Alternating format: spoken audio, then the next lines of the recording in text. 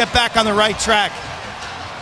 And Matt, how hard is it when you've got a redshirt freshman quarterback that hadn't played based on his redshirt season and getting injured as a senior in high school in about 2 years to now be put in this situation where he has to distribute the ball and get all those players involved? Yeah, and it's difficult, but it's not undoable. And you know, what people keep forgetting, they keep putting everything on the young quarterback, JT Barrett, but there's a young offensive line in front of them that really needs work, and today will be good work for them.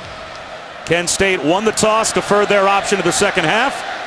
So Ohio State begins with the football, and here's Dontre Wilson. And that is one of those speed merchants that the Buckeyes have. If they can get him in space, he can make plays, and he's out to the 42-yard line with a 37-yard kickoff return. So great field position for the redshirt freshman JT Barrett, who was the first quarterback to sign with Urban Meyer when Urban took over as the head coach here at Ohio State. And he got a lot of off-season prep. That was one, I guess, hidden positive of Braxton Miller coming off of the off-season shoulder surgery back heading into summer camp in the spring, that not only the JT Barrett but also Cardell Jones, the backup quarterback behind Barrett, they both got plenty of reps preparing for this season.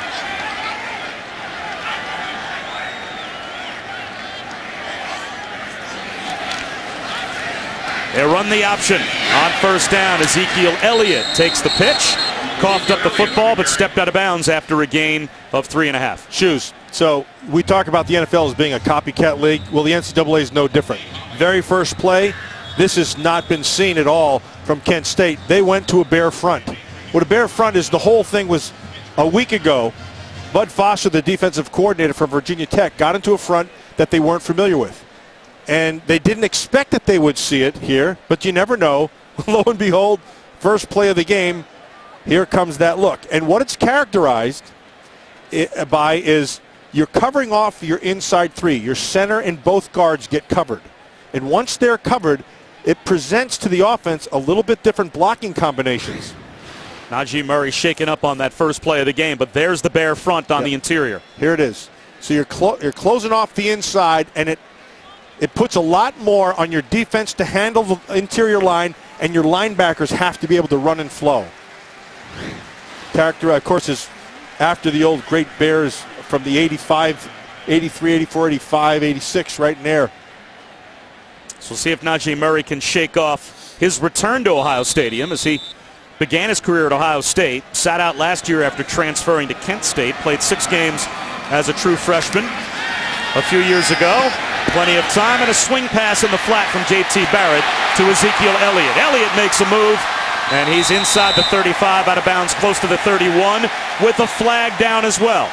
All right, now, when you go with the bare front and they're playing man coverage, it's imperative that if you are in that coverage, you have to tackle. After the play was over, unnecessary roughness. Defense, number 36. 15 yards to the end of the run, automatic first down. You're going to get yourself into this situation a lot, all day long. One-on-one in space. And if you're doing that, you have to be a good one-on-one tackler in the open field. If not, they'll get out of that coverage very fast. Well, last week, as you said, Virginia Tech went what they call double eagle bare front, zero coverage behind it, all kinds of pressure on JT Barrett with no deep safeties. Does Kent State have anywhere near the athleticism, as Barrett here gets caught behind the line and dropped for a loss by Nate Terhune? So that's a loss of about 4, but can Kent State back up that type of defensive game plan with the athleticism necessary to pull it off? Yeah, I don't believe they can, but they're going to give it a whirl. And that's what I like about it. So Paul Haynes, their head coach, and a defensive-minded guy, especially down here inside the 20. The angles change a little bit when you're throwing, but the long field is gone, so the speed becomes a negligible factor. Homecoming for Coach Haynes as well. He grew up in Columbus and had some great athletic moments in this stadium. 2nd and 14. Good throw outside the numbers. Dontre Wilson on the end of that hookup with JT Barrett. And that sets up 3rd down and about 7 coming up for the Buckeyes as we take a look at our impact players when Ohio State has the ball. Well, we talked about getting the ball into the hands of your playmakers, and Dontre Wilson and Devin Smith are that guy. John Cunningham, the defensive tackle inside, love this player. He's a guy who, high energy, he's just a freshman, He's going to be an excellent football player. 3rd down and 7 in the red zone for the Buckeyes. 5-man rush. Barrett finds a wide open Wilson, or check that, Michael Thomas, for a walk-in touchdown. The sophomore, who had a touchdown last week against Virginia Tech, backs it up with another score today, and Ohio State on the board early. So you asked the question, can they do what Virginia Tech did a week ago? The answer, you can do it. I don't know how effective you're going to be at it. Here's why. Watch the protection inside. See the backer, they're going to come with an extra guy. And here he comes, and he's free. But when you have that kind of pressure, you have to be in man coverage behind, and you have to be able to match up, and they weren't able to. It only took 1 minute and 20 seconds for Ohio State to put 7 up on the board. You snap your fingers, and the Buckeyes go right down the field. Here's the route, and this is an adjustment that they didn't have a week ago. It's a pick. Shoes, what's the first thing I said when we watched the tape? I'm like, what the heck are you doing? You have to have a pick game in. If you're going to play tight coverages, now offensive people don't call them picks, they call them rubs. No, bitter old defensive players call it pick plays. Yeah, or that. Yeah, we do that. Right, yeah. But that's what they did, and that's smart football. That's what you go to. You're going to bunch up in tight, or you're going to go real tight man coverage. I'm going to just rub you just a little bit to give you an edge, and you come clean. That's good football, good adjustment from a week ago. Now, lesson learned. In spite of the fact that the Ohio State coaching staff had not seen Virginia Tech in that zero coverage bare front, they didn't have that pick rub game, as you said, in the game plan last week anywhere. How much did that surprise you that Very even much without so. expecting the need of it, that they didn't have it prepared? Yeah, see, I thought last week's loss was as much on the coaching staff as it was on the players. That was inexcusable to not have that in your back pocket, knowing that Bud Foster is going to give you a lot of man coverage. Ernest Calhoun looking for a lane, and he finds one out to the 25-yard line. Pretty good return for Kent State. And now it's Colin Reardon's turn, the sophomore from Poland, Ohio. Last year, 12 touchdowns against 9 interceptions, off to a pretty good start efficiency-wise this year. 4 scores and 1 interception, but not a productive first 2 weeks offensively. Kent State's coming off 2 losses, both at home, one to Ohio University, and last week 23-13 to South Alabama. Reardon has some skills, but he will be only as effective as this offensive line allows him. This offensive line did not show very well in the first 2 games. They roll Reardon out of the pocket, long throw to the sideline, and he misses the tight end, Casey Pierce, as we take a look at our impact players for Kent State offensively. Well, you're going to see the first one, Casey Pierce, the tight end. And he's a kid who understands how to work against coverage and get himself open. And then for Ohio State, Bosa, the defensive end, and Adolphus Washington inside are both playing at a high level. Bosa is a left end who can jump down inside, and Adolphus Washington, he's pretty darn good. He understands how to play interior.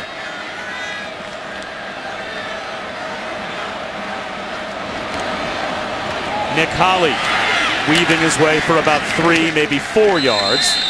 It'll be 3rd down. Von Bell came up. He was the first there to make the tackle for the Buckeyes. So for the Golden Flash of Kent State, what they have to be able to do is, if they get into 3rd downs, it has to be 3rd and that manageable area. This is a manageable area. You're 3rd and about 7.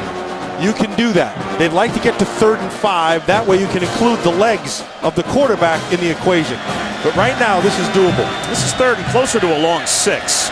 And they move the pocket again with Reardon. A throwback screen, and it's there, but great recovery for Ohio State. Darren Lee was able to close the distance as Nick Holley was not able to get to the sticks to pick up the first down, tackle 2-yard shot. Had Holley been able to get inside, he had himself a chance. But you're exactly right. Darren Lee makes a great play. Makes a great play because he positioned himself properly and played outside in and did not give the runner a 2-way go. Gave him 1 way, took some part away, and then closed inside. So 5 plays and a touchdown for Ohio State, 3 plays and a punt for Kent State. Anthony Melchiori, who does the punting and the field goal kicking for Kent State, gets it away to Dontre Wilson. Returnable.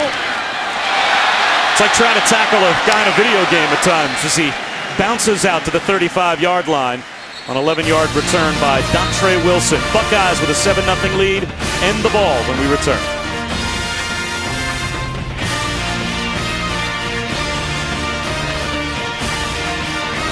For Ohio State about what this week was like, and he said it's a week I've never gone through before.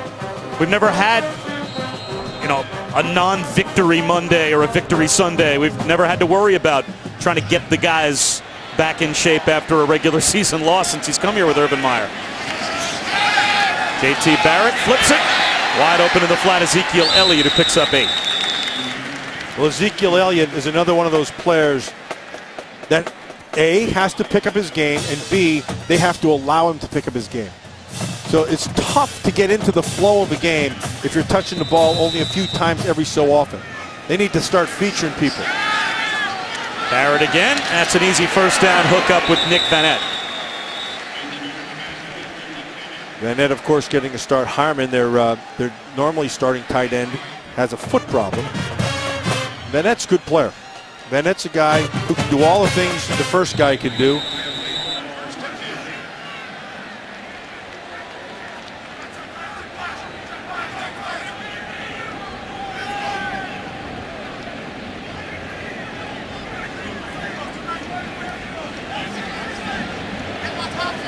Plenty of time on the play clock for JT Barrett. Able to look to the sideline twice, dial up the option, and the pitch to Ezekiel Elliott. Demetrius Monday came up to make the stop on Elliott, but not before he picked up 8 more.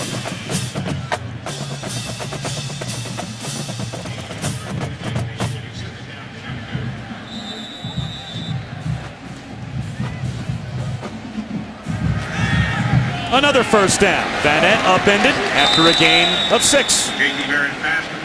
Ball's coming out quick. It's good protection up front.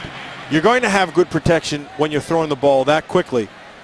But this offensive line is doing a nice job. There are no holes up front as opposed to a week ago. Now they're going with the tight coverage and showing a blitz look. See what they do.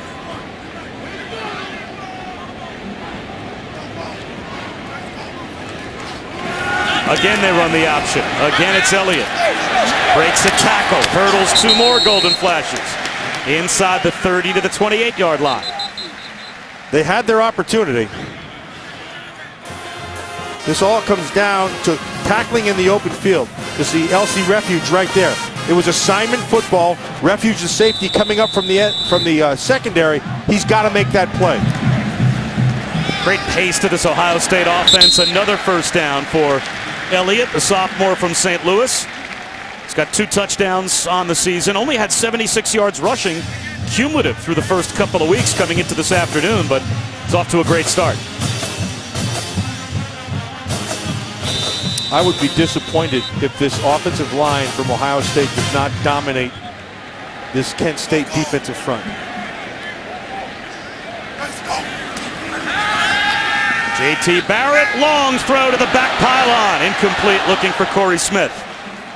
I like the look, though, and I like he sees it, he understands it, he makes his choice. And the ball came out quick. I like that he took his shot right there. Working on Malcolm Pennell. They went right back to Corey Smith. He dropped 3 balls last week against Virginia Tech, and 2 of them could have been touchdowns. But he's a junior that had not played a ton. Barrett well protected, wide open again. Nick Vanette, who didn't have a catch this season before today. He's got 3 on this drive and his first and goal. I thought a week ago they kind of ignored the tight end. And I thought the middle of the field was wide open. And Vanette, this is what they had an opportunity to be able to do a week ago. They didn't. Now they're doing it. This is like stealing right here. Rod Smith, touchdown.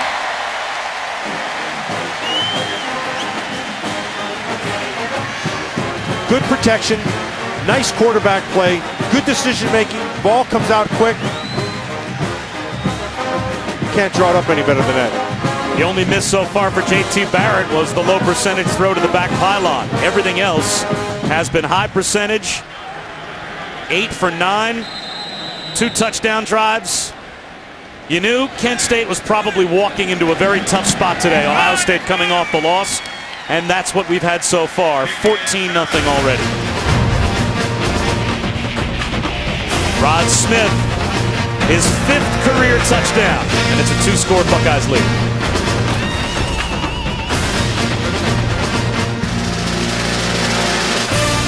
Lead, and as you said, that touchdown like stealing.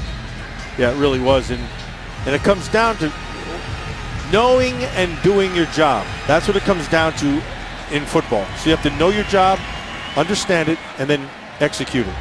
And defensively, for the Golden Flash, they did not execute on that touchdown. Completely dropped the coverage.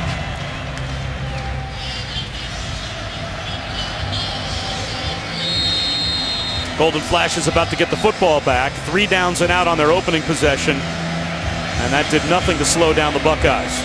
Ernest Calhoun deep to receive the kick of Kyle Clinton once again. And again, short kick that's returnable from the 9.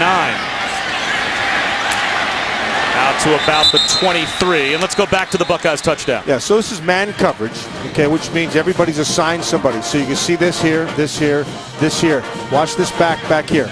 Normally what would happen, either he has to peel off on this guy or this guy in here has to get back on the outside. So one of those things didn't happen, obviously. He's wide open. And when you get to this point, okay, 2 things established. You have to read the game as a coach. What you're seeing right now is you're not going to get there with your pass rush. So you have to then think coverage before rush. And in this particular case, neither of them worked. Swing pass to Nick Holley. When a team is so significantly trailing in the athletic department, right, how hard is it in the X's and O's department to just be assignment perfect in college football for the whole game? Because you have to think Kent State needs to be assignment perfect today, yeah, they do, to compete with Ohio State. And so, and the reality is this: even if you are assignment perfect, athletically you could still be beat, and that's okay. There's no shame in that. But don't beat yourself, and that's what the Golden Flash did on that last series.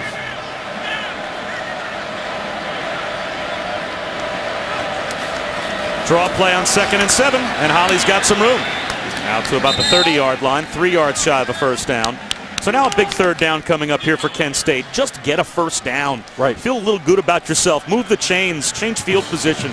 Something that slows down the Buckeyes and keeps your defense on the bench. Well, they're doing things to slow down the Buckeye rush. You're seeing lots of short screens. You're seeing some draw plays. You're seeing the ball coming out and a dash with the quarterback, getting him on the edge. That's all designed to slow down that rush, or at least cause them pause. 2 pause, I should say. Here comes a blitz, and they throw a screen behind it. Well designed. There goes Holly. Out to the 42-yard line, and that's a 3rd down conversion. And the first down for Kent State, a gain of 12. You know, that's Nick Holley, number 4. He has a twin brother on the other side, Nate. This Holley is one competitive kid and a competitive family. He's not the biggest, not the fastest, not the strongest, but he has elements of all those things, which makes him pretty darn complete. Nate might be even more competitive, as we found out when the two were involved in the recruitment process. High throw, incomplete, up over the head of Chris White. They had 1 scholarship, did Paul Haynes at the time, that he went after both brothers, Nick and Nate. He offered the scholarship to Nick. Nate Holley, the defensive player, came close to leaving and walking on at different schools because he was so upset that his brother got the scholarship offer and not him. He didn't want to go to Kent State. But then, wisely so, Paul Haynes came up with another scholarship and got them both. But it just goes to show how competitive the two are, because Nate's response was, well, why Nick? Yeah, exactly. Why are you giving the scholarship to me?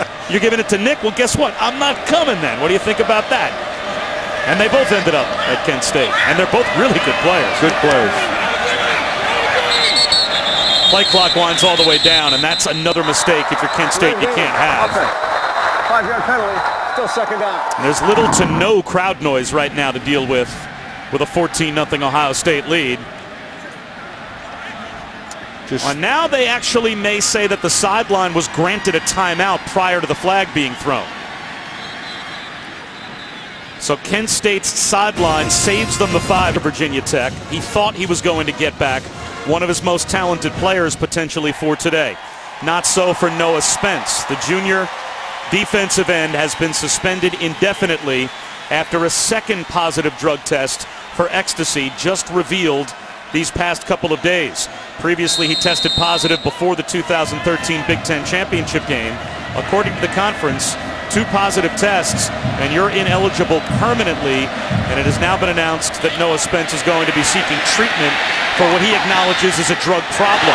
That deflected pass ends up off the hands of Chris Humphrey, and they'll call it a deflection and an interception for Ohio State. Well, we're going to have to take a look at that down on the sideline, because first, was he out of bounds when he touched it? And second, if it wasn't and he did catch it, did he have his feet in, did he have control and have his feet in bounds? Let's see what happens. Great awareness. The deflection by Duran Grant. Tyvis Powell was trying to stay in bounds. Let's get another look. Look at his right foot, see if that's not. Okay, so the ball is eligible. There's control. He has his right foot down first before his left. That looks like it's not going to count.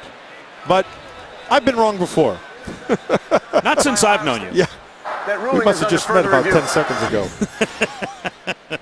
They're going, as with all plays in college football that are even borderline, to double check with the replay booth. And this one is a big one. I mean, you've got the first momentum of any kind in this game for Kent State, down 2 scores. They just picked up a third down conversion a couple of plays ago. And at what point would you say Tyvis Powell has control of that football? That's the kid. The That's left the foot still on the ground, inbounds, but does he have possession as the right foot steps out? It was ruled an interception on the field. So because it was ruled an interception by the officials downstairs, it has to be indisputable for the replay official upstairs to change the call. I don't know if his left foot ever lost contact. The ruling on the field of an interception stands. Yeah. 1st and 10, Ohio State. That's a tough call for Kent State. Well, it is a tough call, but I don't know if his left foot ever lost contact with the ground before the right foot came down. So our referee today, John O'Neill, by the way, you can't get much better and much more experienced. He was the referee in the national championship game, the BCS title game last year. So this is a veteran officiating crew that he's heading up, and great field position at midfield for Ohio State. The last thing that Kent State could have, a turnover. JT Barrett looking for the big throw, and he's got it in stride, but a drop. Devin Smith had it bounce right off his chest. Well, I don't know what to say. There's no excuse for that. That is well done all the way around. The conception of the play is perfect. Devin Smith's to the place in the field that they're hoping to get it to. It's right where it has to be, and he dropped it.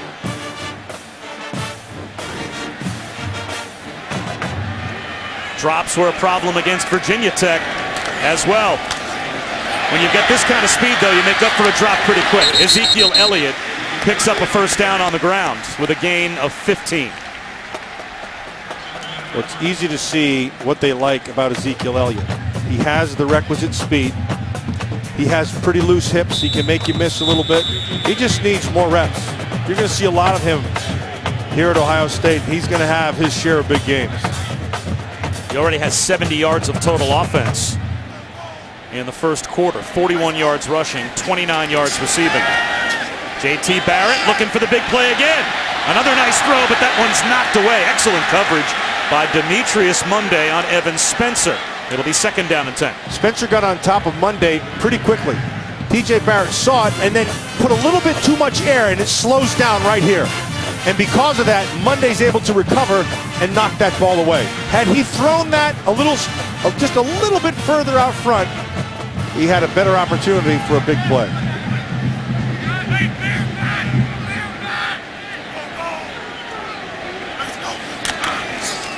Curtis Samuel, all kinds of running room. Another Ohio State first down. That's a gain of close to 15 more. Yeah, this is just well blocked. The left side of that offensive line. Big Taylor Decker, number 68. And then you saw Billy Price, 54, coming around. I like that Price kid. I think he's got a shot. Out on the edge, it's Bennett. First and goal, Ohio State. Flags down. A couple of flags thrown from the end zone. And one at the line of scrimmage as well.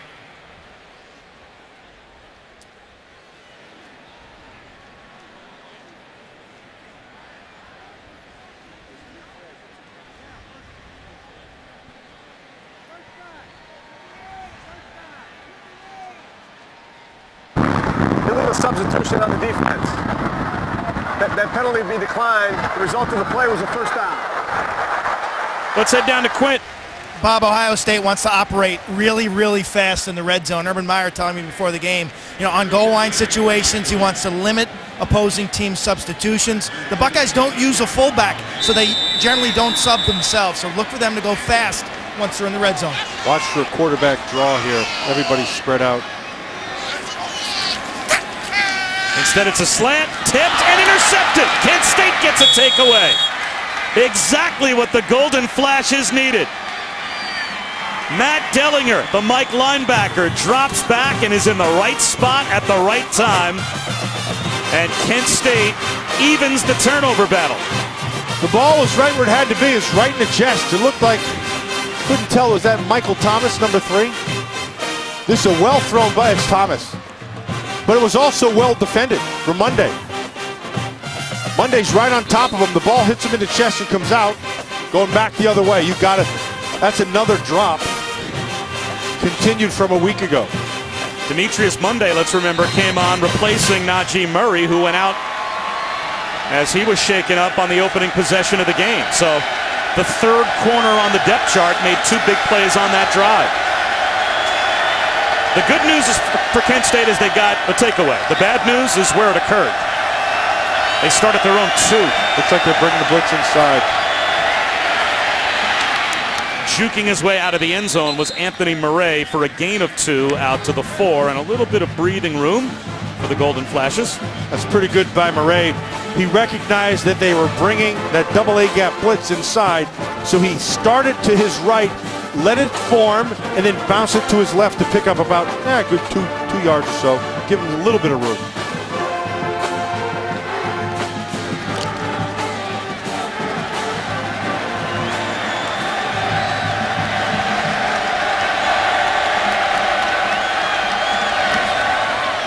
Try to spread the Buckeyes out, run it again with Murray, and he's about 2.5 yards shy of a first down. So it sets up 3rd down and a long 2 close to 3. But it's doable, and that's what they need. Just give themselves a chance to be able to get a first and get a little momentum inside here.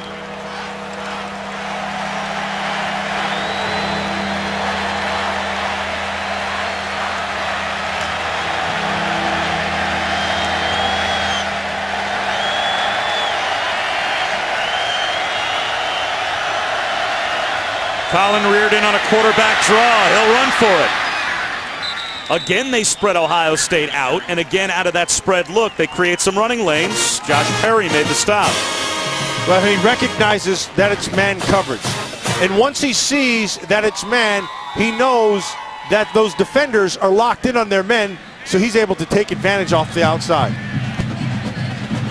How long can you keep this misdirection game up and keep that Ohio State defensive front off balance? But as long as he, just got to be smart about it. As long as they're making those type of reads, you see man take advantage of man. If they're sitting in zones, you got to sit things down. You can do this for a while. And there was another play to be had out on the edge. The blitz came, and they threw it out to the wide receiver behind the blitz, but Josh Boyle couldn't scoop up a low throw from Reardon. Yeah, Reardon, the fact is this. Kent State almost has to be near perfect in their execution. They're physically not as good as this Ohio State team. They knew that coming in. And I thought the coaches painted a great picture for this game. They knew exactly what they had. They were realistic about what this was about today. Yeah, and so on a throw like that, Reardon, you can't come back to huddle and say, I wish I had that one back. You can't have that. Now Reardon off his back foot, throws it right up the middle, looking for Casey Pierce as Joey Bosa came untouched. Now it's 3rd down and 10. And the other thing that Reardon's going to have to do is be a better decision maker when he's in trouble. He can't take that chance. you're just going to have to throw it down because you got guys on the other side like Joey Bosa, who's he's a beast.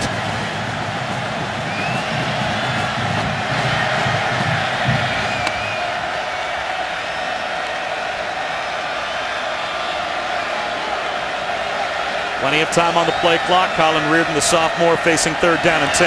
And facing a blitz again. Good throw, but well short of the first down. He picked up 4 or 5, but they'll have to punt it away. Yeah, that's what they needed on that 2nd down.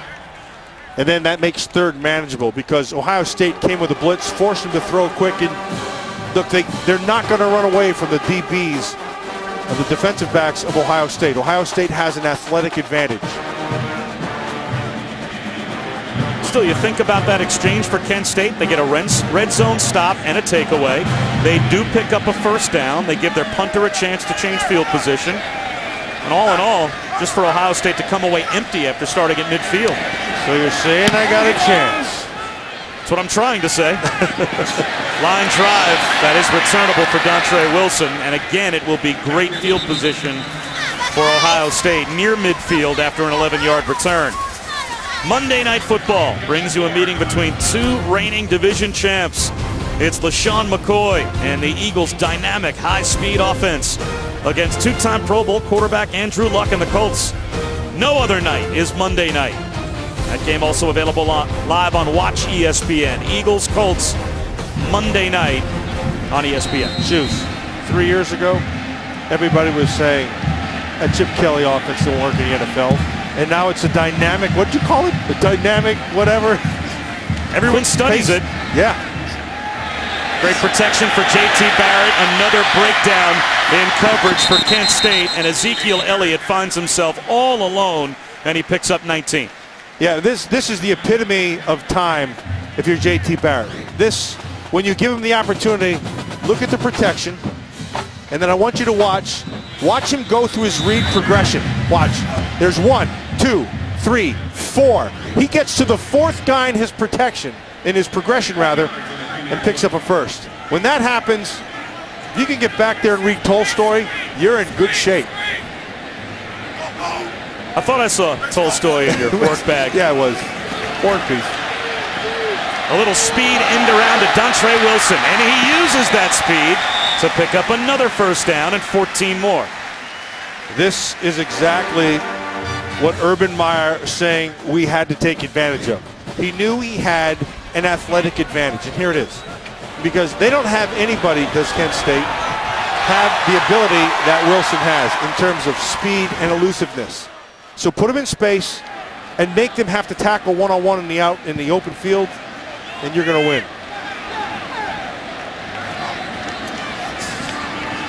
Right up the middle goes Rod Smith. 2.5 yards. Darius Redmond, sophomore from Miami, was there to help on the stop. Well, there's one guy in the middle, that's John Cunningham right there, number 90. Now, he tapped his helmet, he's ready to come out. But let me tell you, that kid is a player. That's a good player. He's just a freshman. He has a little bit of John Randall in him. If you watch him before the game, he's got some issues. he's really fun for me to watch. J.T. Barrett, all kinds of time. He'll tuck it under and run and get caught from behind. Well, one reason why John Cunningham might have to tap out is because the gas tank is half empty by the time the game starts. This is him pregame. Now, here's what I want you to watch. You can see Cunningham here, but look at all the guys under here. Look at this. Nobody pays attention to him at all. They're like, he's doing it again, boys. Leave him alone. Paul Haynes, the head coach, talking about John Cunningham. He said, I've never seen anything like it before. You see him before games, he is completely out of control. Yeah, he goes, he's disturbed. I got a kick out of that. 3rd and 7. Cut back for Corey Smith. 1st and goal. All right, simple football. Simple football that was good by the Golden Flash of taking away a throw to the end zone. You're forcing him to throw underneath. Now you have to make the tackle. It's imperative that they make the tackle where they make the catch. You can't have the yards after catch. Kent State couldn't even get set defensively. Reaching for the pylon is Jalin Marshall, but they'll mark him out of bounds. Close to the goal line, at the 1-yard line, and Ohio State wants to keep the tempo up. Kent State furiously trying to substitute. Rod Smith right up the middle, and that's another Ohio State touchdown.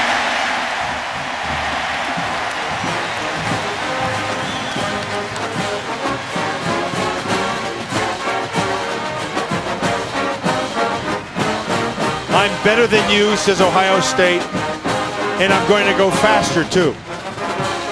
So you're getting the double whammy.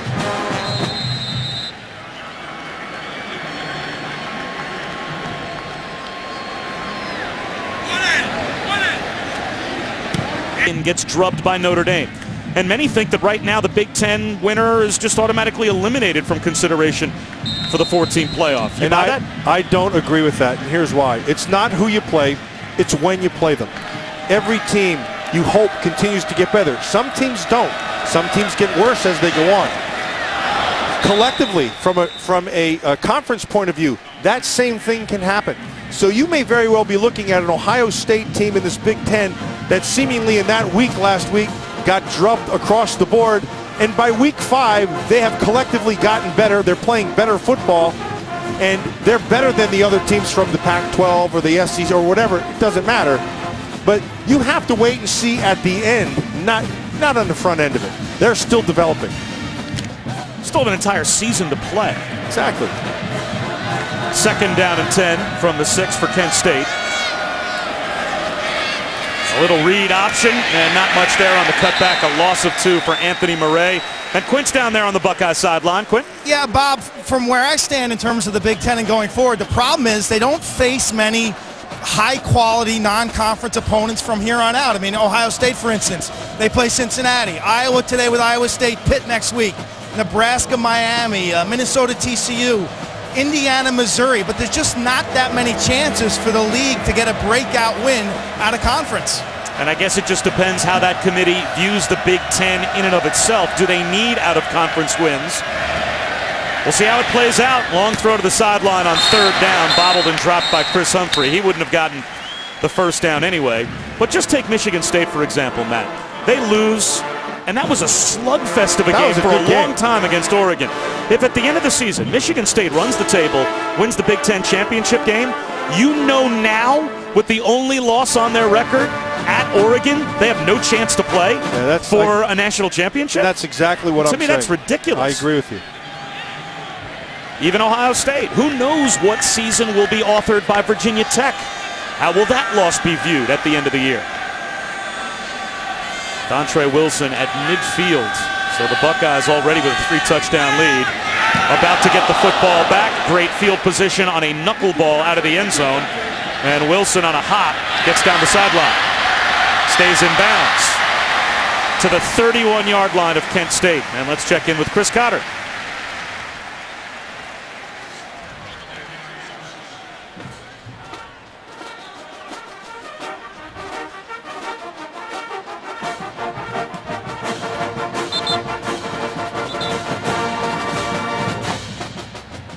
All right, Chris, thanks very much. Speaking of how Virginia Tech is going to be viewed at the end of the season, all of a sudden the Hokies are in some trouble. So we'll keep our eyes on what happens between East Carolina and Virginia Tech coming off of that very emotional and almost ingenious defensive game plan win here at the Horseshoe on Saturday night. JT Barrett back to work. Swing pass in the right flat to Curtis Samuel.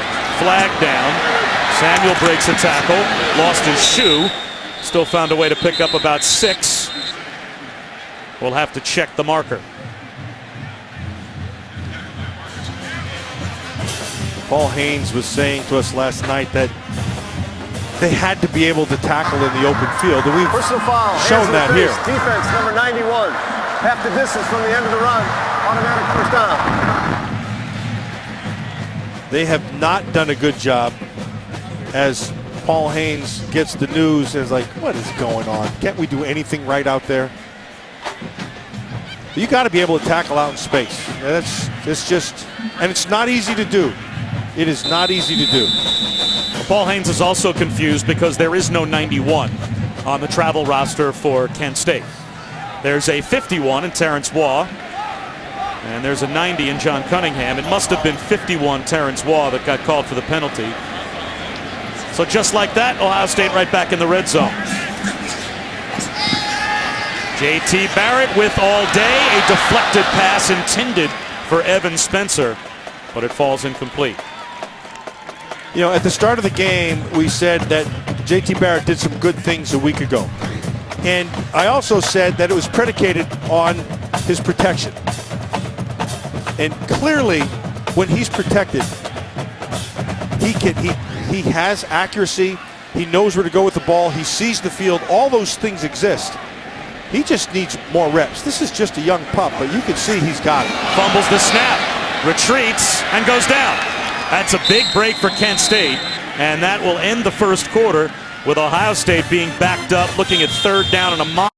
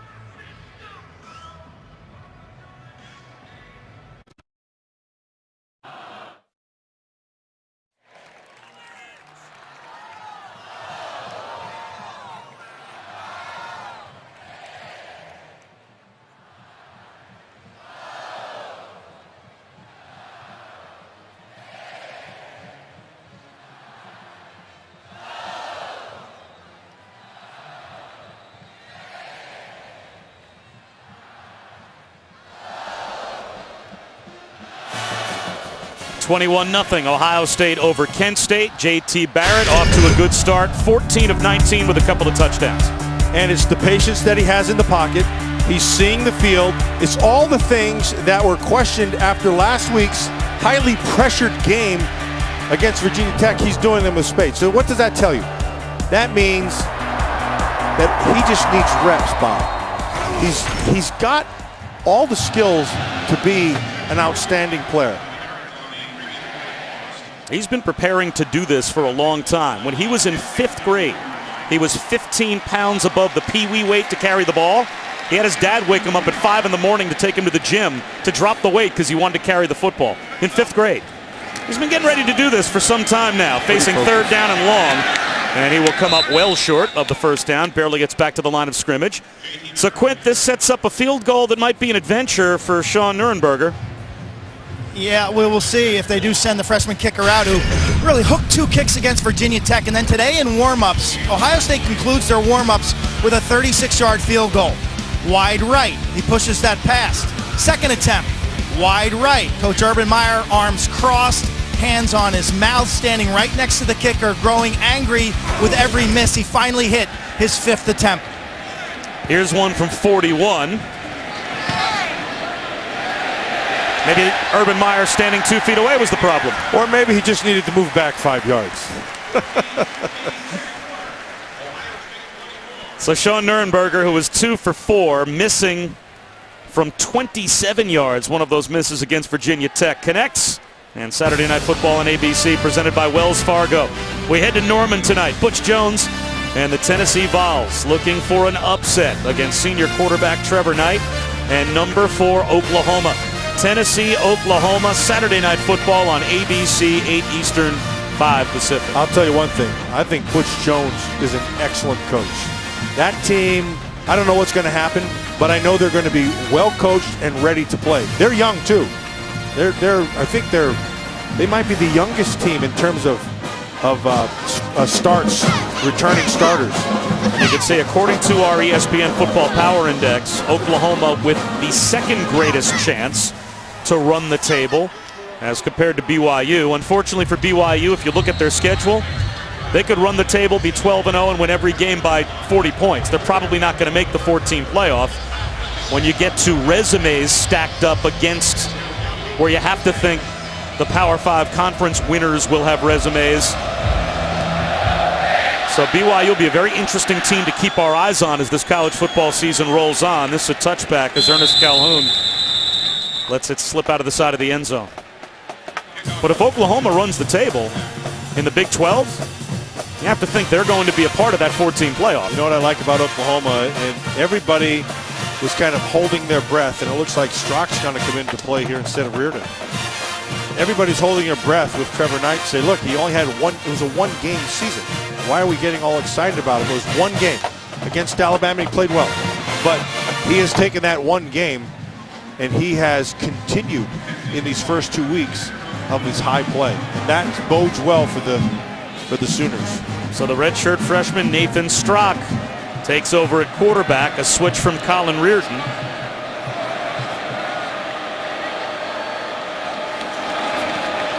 And Strock already being introduced to that defensive front for Ohio State. Down he goes, a sack and a loss of about 4.5. Michael Bennett came through, and then Joshua Perry helped out by Raekwon McMillan. Raekwon McMillan, number 5, is an interesting player to me. You're going to see him lined up right there. First of all, there's good coverage down the field. But McMillan is going to come out from, see, he was deployed in the pass, but he's just going to run him down inside out. Almost overran him. Raekwon McMillan, just a freshman. Physically, he's got it. 6'2", 240 pounds. But mentally, that's the part that you love about him. He loves the game, and he loves to study. This guy will be an All-American by the time he's out of here. It took Kent State forever to get out of the huddle. And as a result, they have to call timeout. Charge timeout, Kent State. They're first. Second down and 14 when we return. We'll get the clock ironed out as well. They kept it running there.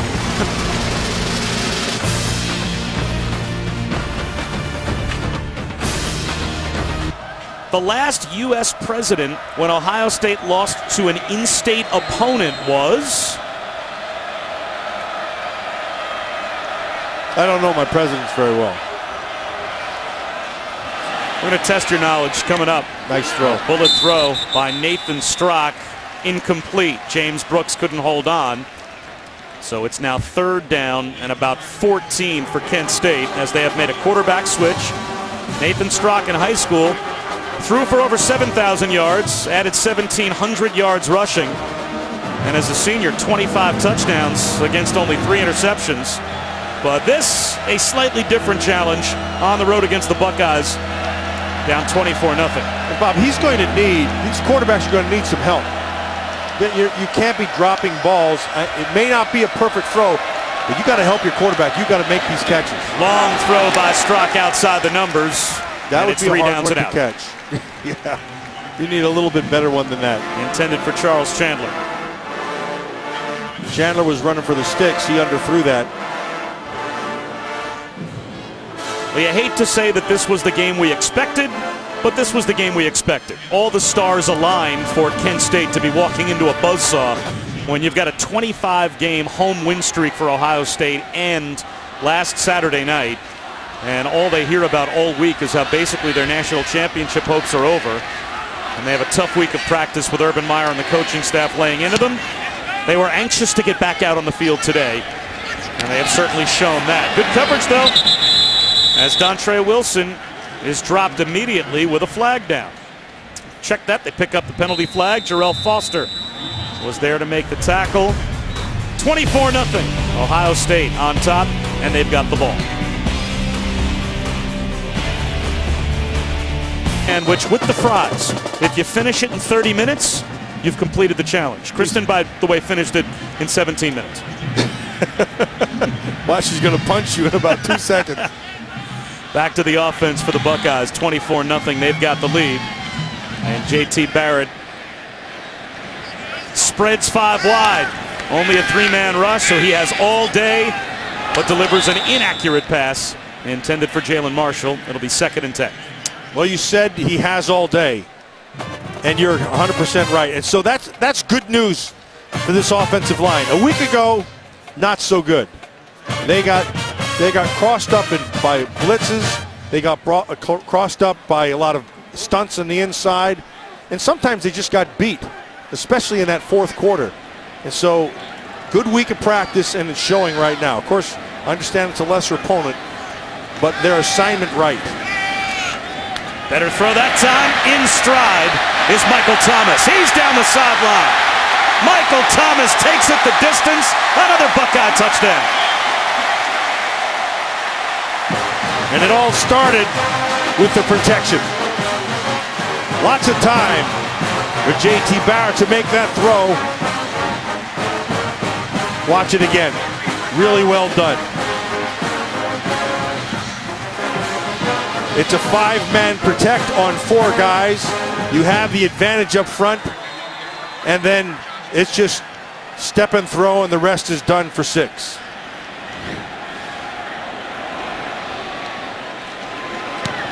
$31-0. 2 plays, 16 seconds. And Ohio State adds to their lead. And that offensive line for the Buckeyes hasn't let anyone through. Pat Elflein, the sophomore guard. Here the rest of his mates. They've been pretty impregnable in front of J.T. Barrett so far as we answer our Aflac trivia question. Aflac. Who was the U.S. president the last time Ohio State lost to an in-state opponent? Warren Harding in 1921. I was only 4, that's why I didn't remember.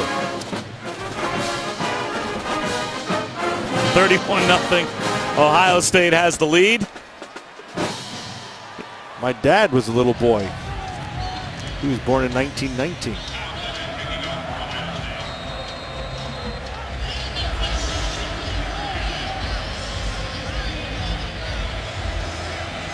Ernest Calhoun has been busy. He might set a Kent State record for most kickoff return yards in a single game today. He's getting too many opportunities here in the first half.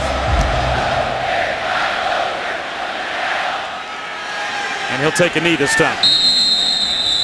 College football primetime on ESPN, presented by Hampton Hotels, kicks off at 8 Eastern, 5 Pacific. Cody Kessler and number 9 USC head into BC to take on Steve Adazio and the Eagles in a cross-country matchup. College football primetime on ESPN tonight at 8 Eastern, 5 Pacific. Also live on Watch ESPN. Boston College against USC. And how about the effect Steve Sarkisian has on this USC offense? They have stepped up the tempo.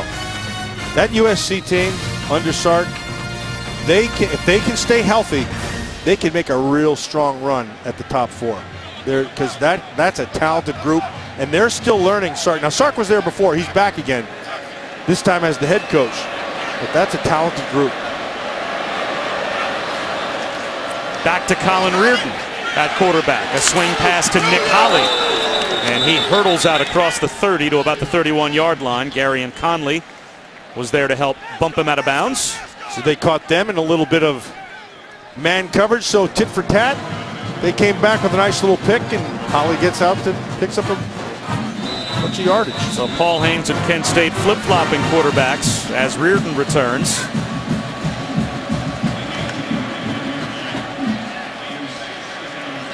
Reardon now taking things to the line of scrimmage and running them and adjusting. Hand off Nick Holly to midfield. And Quint, you're down there on the Ohio State sideline. How about the intensity from the Buckeyes now that they're up 31-0 on their sideline? Well, I sense that there's a focus from everyone on this roster. Now, this is the first time all day that they've been gashed for significant yards. One thing you've noticed, they've been rotating a lot of different linebackers in the game. Cam Williams, 55, just taken out of the ball game as Joshua Perry goes back in after that long game. Well, you'd think up 31-0, you probably would want to rotate your guys through, but this is the first play in plus territory of the game for Kent State.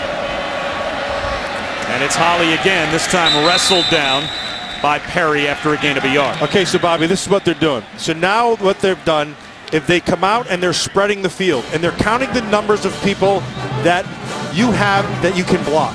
And so it's numbers in the box. And so Reardon's getting to the line of scrimmage and he's seeing who we can handle and who we can't. And sometimes if there's 5 or 6 in the box, you look at the combinations. There are 4 here, 2 here, 3 here, 3 here, and how do we handle it? That's what it's doing. It's all about the numbers inside that blocking area. Right now it's 6-on-6. And a flinch. And a false start. Number 74. 5-yard penalty, still second down. Brock McCauley was the guilty party, so that'll cost Kent State 5, and that is their third penalty. Check that, fourth penalty for 38 total yards. No penalties so far for Ohio State. Okay, you see this? You got 4 guys outside, so now that makes you count everybody inside. So it's 4, your offensive line, you're walked off out here, so it's 5 on 5. You like your odds, so you just run at it. And then within that 5, if the backer's skewed to one side, it's 3 and 2, you run to the 2 side. Swing pass to Holly, Perry there again, gain of 1, it'll be 3rd and long. This is what they didn't want to get in, and this is what Ohio State wanted to get them in. Now you get Joey Bosa, and you get the rest of that defensive front to get that big old pass rush going.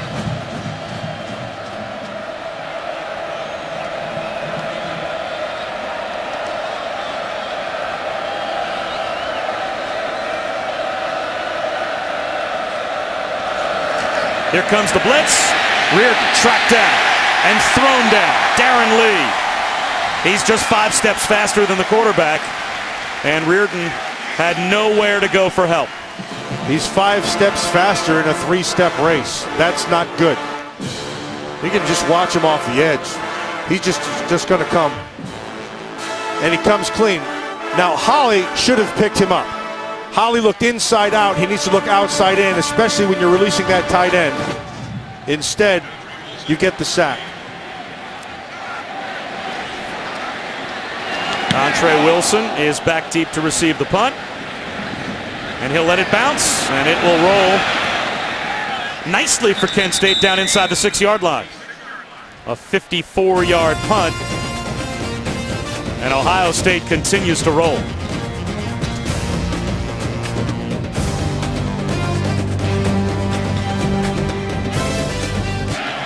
And it's only taken them less than 9 minutes to score 31 points.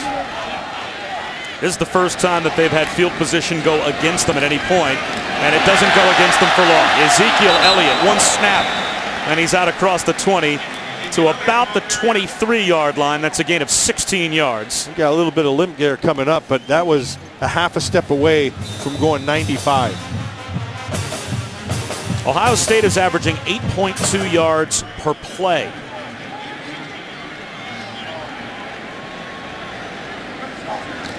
Barrett fumbles the snap. Has all day, though, to pick it up, maintain his composure, and scramble for 3. That second. Nate Vance tripped him up, and Quint, again, is down on the Ohio State sideline. Yeah, we're talking about substitutions. Jacoby Bourne, who had a bunch of bad snaps last week against Virginia Tech, he takes a breather on this series, and their left guard, Pat Elflein, switches over to center, yet we see another bad snap. But you also see Chase Ferris at right tackle and a switch at left guard to Joel Hill. Well, this has now become a game with opportunities for Ohio State to do that. Move some guys around as Curtis Samuel comes up about 2.5 yards shy of a first down. Nate Terhune made the stop. And if you're enjoying an athletic advantage, you also want to see if you're enjoying a physical advantage, just in terms of let's go punch him right square in the nose. I can tell you there's 2 guys inside. That Terhune you mentioned, Cunningham inside. Those guys, they're not going to go down without a fight. Tennessee is the only team in FBS that came into this weekend with fewer combined starts on the offensive line than Ohio State. So these are all valuable snaps for this offensive line and quarterback. 3rd down conversion smoothly done by Barrett over the middle to Devin Smith. Well protected again, a nice pocket to be able to step and throw. This is just like practice. See the field, take your time, good poise. I want you to watch. He looks outside, again, he goes to his right, he moves those safeties just a little bit, comes back to the inside, and the ball's right where it has to be. Ohio State's 1-1. They lost last week, of course, to Virginia Tech. Prior to those 2 games, JT Barrett hadn't started a game in 23 months. Long throw to the edge, incomplete. He was trying to find Jalin Marshall. So, Matt, you talked about it. Granted, is this a lesser opponent, and are they going to win today going away? Yes. But JT Barrett is getting reps today needs that are really irreplaceable for a quarterback that tore his ACL as a senior in high school and then redshirted. It's been a long time since he's played in game situations. Yeah, we talked about JT Barrett on Film Room, and he needs reps. He hasn't seen a lot. Every rep he gets is another one in the bank that's going to bode well for his experience. Shovel pass. It'll be 3rd down and about 5. JT Barrett from Wichita Falls, Texas, was the first quarterback to be recruited by Urban Meyer and then commit when he came in. And in 2013, on our ESPN.com rankings, we had him ranked as the number 11 dual threat quarterback to be recruited to college football that year. 3rd and 6. He buys time against the 3-man rush. Now escapes the pocket and is hit hard out of bounds right at the 1st down marker. Maybe a half-yard shot. But a nice job of pulling it down, not getting what he wants down the field. So go ahead and use your feet, and that's what he does well. And Ohio State's going to go for it. Making good decisions here. Well, they should. They should, because they've completely abused the offense of the Golden Flash. Well, they wanted to go for it with tempo. Here's Ezekiel Elliott right up the middle, easily done. 4th down conversion for the Buckeyes as Elliott picks up 8. And so Elfine inside, number 65, and see Billy Price, 54, and they're just going to get after it up right in here. That's where you're going to win. Nicely done by the left guard. Then you can see Taylor, 68, kicking out. So they are winning physically as well. 9th play of the drive. It began back at about the Ohio State 3. JT Barrett, strike, delivered to Corey Smith. That looks to be good for another Ohio State 1st down, and it is a gain of 12 more. I would let JT Barrett, if you're sitting at home, you're thinking, what the heck, they're killing him. They're up by 31. Why do you have him in? He's young. He needs to see things. You like to see composure. There's a lot of things with the quarterback you can measure, but there's one thing you can't measure, and that's poise. And when you see it, when a guy has it, then you want to keep on letting that stuff develop.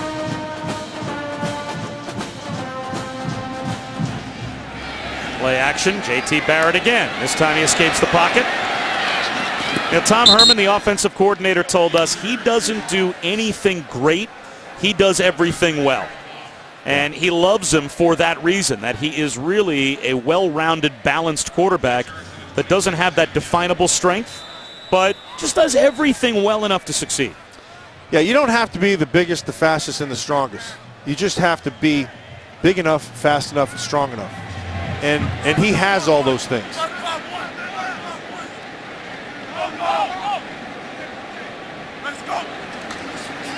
Option. Barrett will keep it. Pick up the 1st down. Now, you dissected that Virginia Tech tape play by play.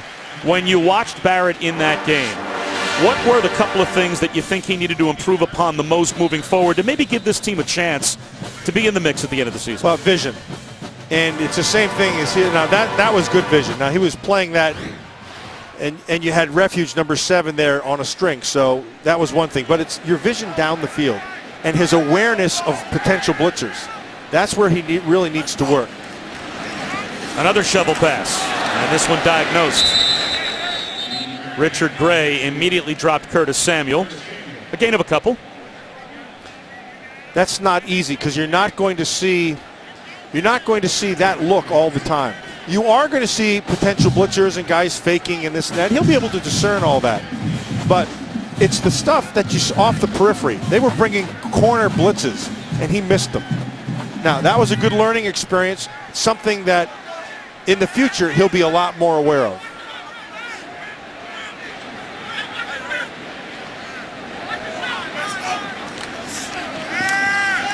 His 13th play of the drive is a lob to the end zone, incomplete, flag down. Devin Spencer got tied up. LC Refuge was there in coverage. We'll have to check the penalty.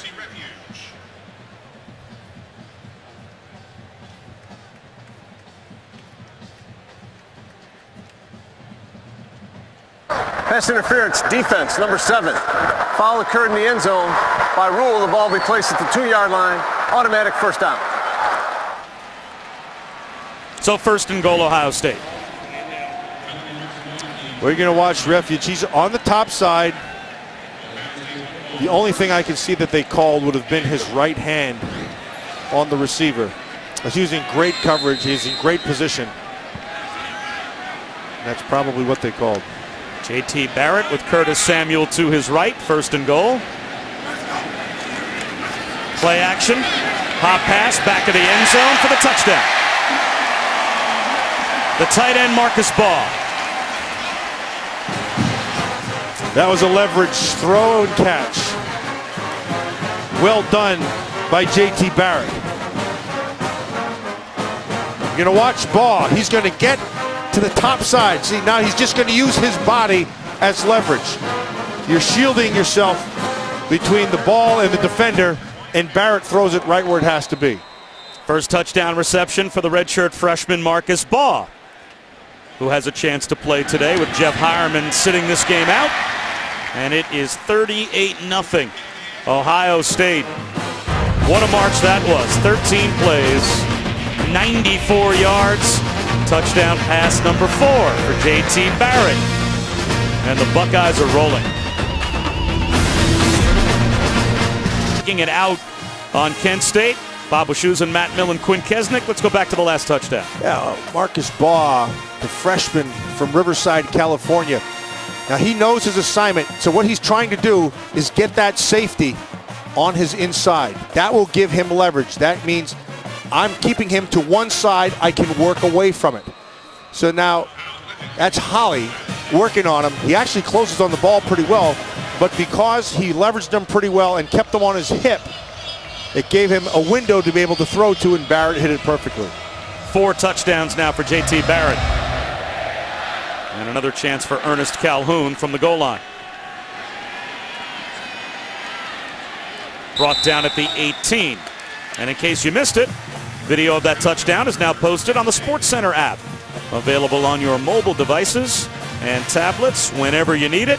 13 plays, 94 yards, longest scoring drive for Ohio State this season. And about the only time-consuming drive they've had here in the first half. Obviously had some real estate to cover, but they have struck like lightning the other times they've had the football. 21 first downs for Ohio State, 3 for Kent State here in the first half. And it's still Colin Reardon at quarterback. Here comes the pressure. They screen behind it. There goes Nick Holly. There's first down number 4 for Kent State out to the 30-yard line.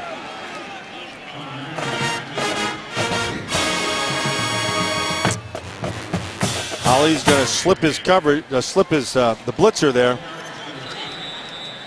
I don't know where the coverage got to. It looked like they were man-to-man outside, and I didn't really see a pick on the inside.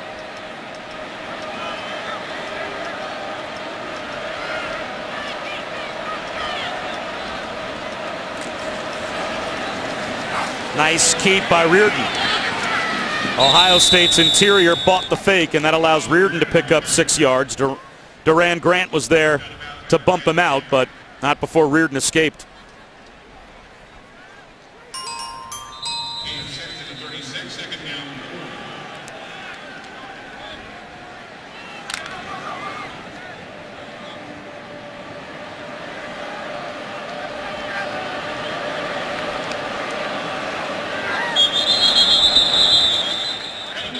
Plenty of movement. Reno Rita, the left tackle, backed up as Joey Bosa came across. False start. Offense number 63. 5-yard penalty, still second down. Bob Wischusen, Matt Millen, Quinn Kesnick here at Ohio Stadium. And Matt, October 4th, Kent State goes to Northern Illinois. And that begins their conference season. We talked to their coaching staff. They still have a game against Virginia wedged in between this one against Ohio State and their conference opener. But they feel like their team is improving. They feel like they should be a factor in the MAC. Second down and long now as Reardon throws one over the middle, and that's good for a first down. to Casey Pierce. So what can they get out of a day like today as now they move towards what really is the important part of their schedule when they open conference play? Well, it has all to do with the starting point. Where did they start just 3 weeks ago? Well, I think Paul Haynes was very realistic with his team. He watched that first game, and they lost. And they're going to end up going 0-3 here to start the season. But they lost. But if you watch the first game to the second game, they got better. They got better in the offensive line. They got better in tackling. Defensively, they were a little bit better. And their takeaway in this game is going to be the same thing. Where did we get better in this? You know, did we take advantage of opportunities that were presented? He's going to be disappointed with his open field tackling. He also understands that he's seeing a different athlete than he normally does. But regardless, you're a competitive guy, and you got to adapt the attitude that the Holly boys have had going into this thing. Like, they came into this thing going, we're winning this game. So they'll be better as a team coming out of this. They faked the bubble screen, and it's a little end-around handoff for a gain of 5. Josh Perry was there to bring down Nick Holly. Let's take a look at what Kent State has on the horizon. Now, September 27th, they wrap up the out-of-conference against Virginia, but that's when MAC play begins at Northern Illinois, and that Northern Illinois game for pretty much everyone in the MAC becomes kind of the mini Super Bowl because they've been the kings of the hill for the past couple of years.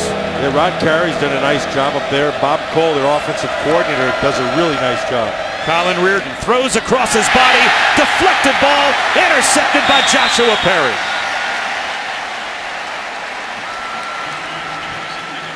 The second interception by the Ohio State defense, both off of deflected balls. So the Buckeyes get another takeaway, and they're at midfield with 1:46 to go in the half. Well, Reardon tries to fit it into tight traffic. Is that Humphrey? I couldn't see if it was 6 or 8. It's Chris Humphrey, the intended receiver. Yep. And Tyvis Powell. Check that Eli Apple was there to knock it away. Yeah, Apple was all over him. It was very good coverage. And the ball was slightly outside his box. I mean, what are you going to do?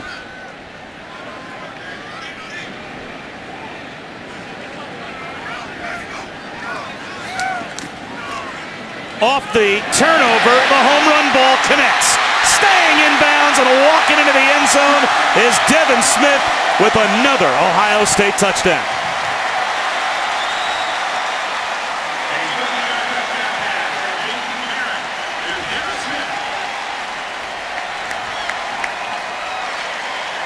Devin Smith puts J.T. Barrett over 300 yards.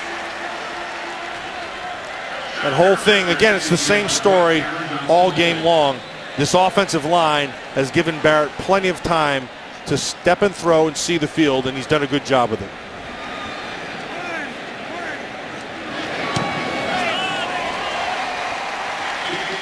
So Ohio State is taking out all of the week-long frustrations off the loss against Virginia Tech on Kent State, but their offense has looked as fluid as could be.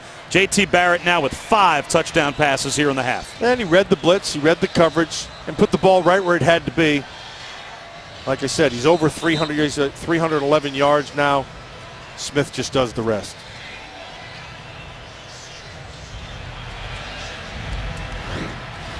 And Devin Smith is a big play machine. He came into today with 19 touchdowns, so make that number 20. His 20 touchdown receptions average over 42 yards each. That's ridiculous. I mean, that's ridiculous. A 42-yard average on 20 touchdowns. And that also breaks a tie for 5th place all time as he now passes Joey Galloway and Dane Sanzenbacher in Ohio State history with most touchdown receptions. He's now number 5 by himself with 20. Ernest Calhoun from the 2. Out to the 21. Let's go back to John Saunders in the studio.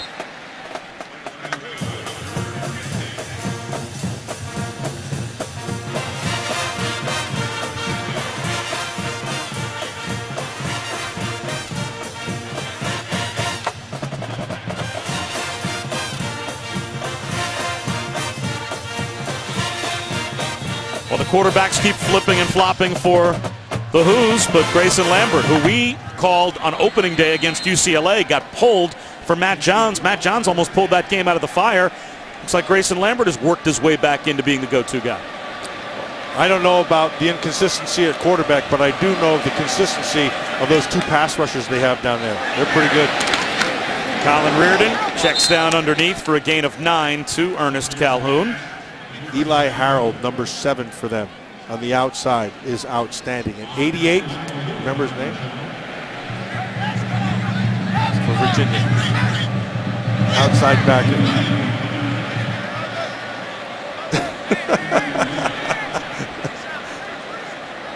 Down to a minute to go in the first half, 2nd down and 1.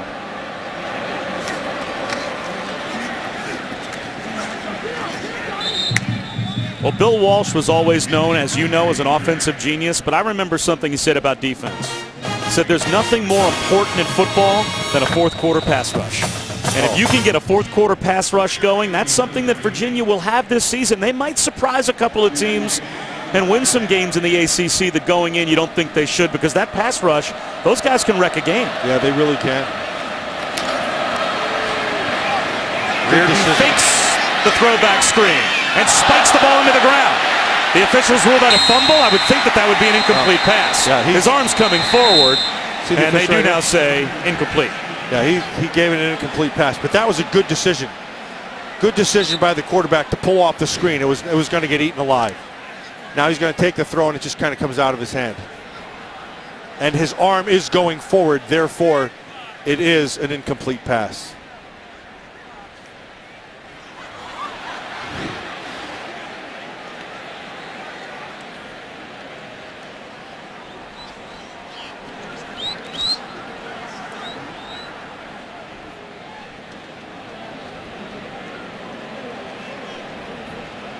They want to add a couple of seconds to the game clock, and they're having a problem up in the press box getting that done. Eventually they want to work it to 31 seconds. It went from 29 seconds to 31 minutes and 29 seconds. Now it's at 10 seconds. Now they've got it at 31. And the crowd applauds. 2nd down and 10. And we've got it at all zeros. And that might take us to halftime on the run by Anthony Murray.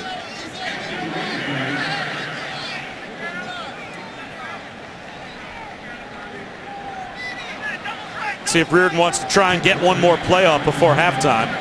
Throw it deep. Kent State has a timeout left. Down to 8 seconds to go in the half.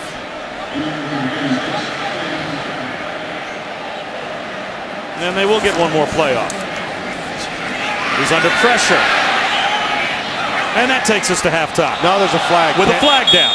Can't end on a flag if it's a defensive foul.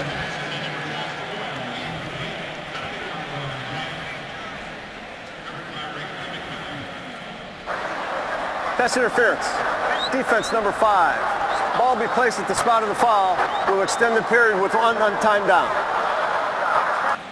So one more play, unless Ohio State commits another defensive penalty before the half. Urban Meyer has to be happy with how his team has responded today. Obviously, Matt, they're the better team, but they've played like it. They've dominated this game on both sides, and they've executed. And in all facets. And he's got to be happy with his offensive line, because a week ago they struggled. And he's got to be happy with his quarterback play, because his decision-making has been superb. So one untimed down after the penalty, and Reardon tries to extend up the sideline, out of bounds and incomplete, and now it is officially halftime. 5 first-half touchdown passes for J.T. Barrett. 45-0 Ohio State leads. We'll head to the studio and our halftime report following these commercial messages.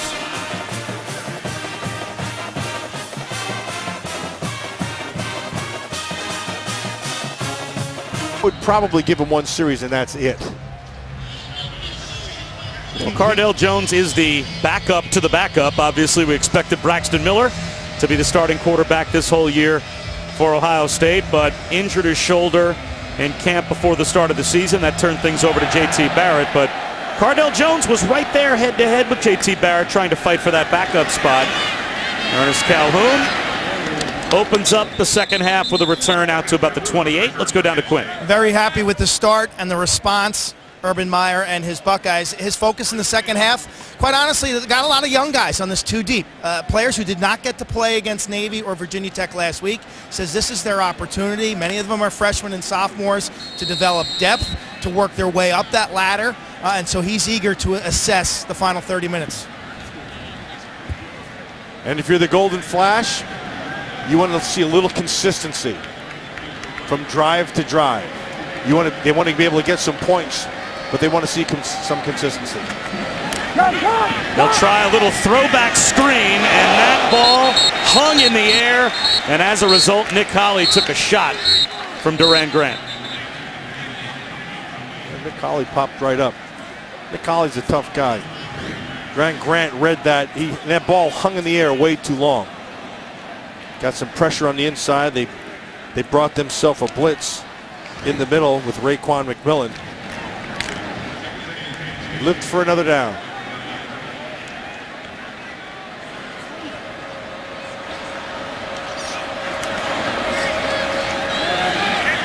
Incomplete on second down, intended for Holley again.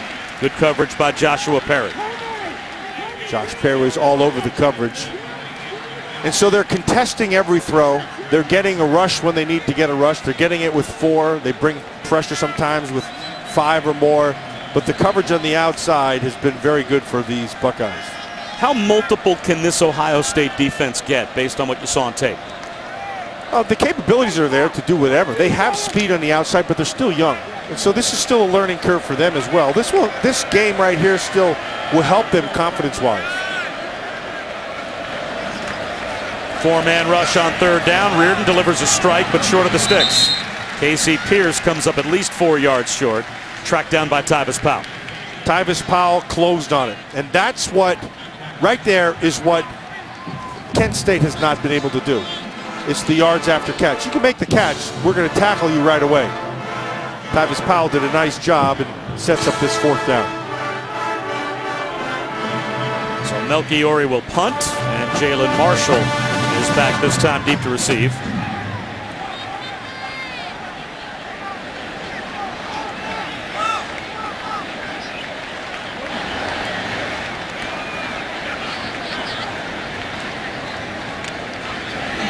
And the kick's blocked. It is a staple of Urban Meyer coach teams. The ball's still loose down inside the 10-yard line. It looked like Jeff Green got through and blocked the kick. And it'll be 1st and goal Buckeyes inside the 5.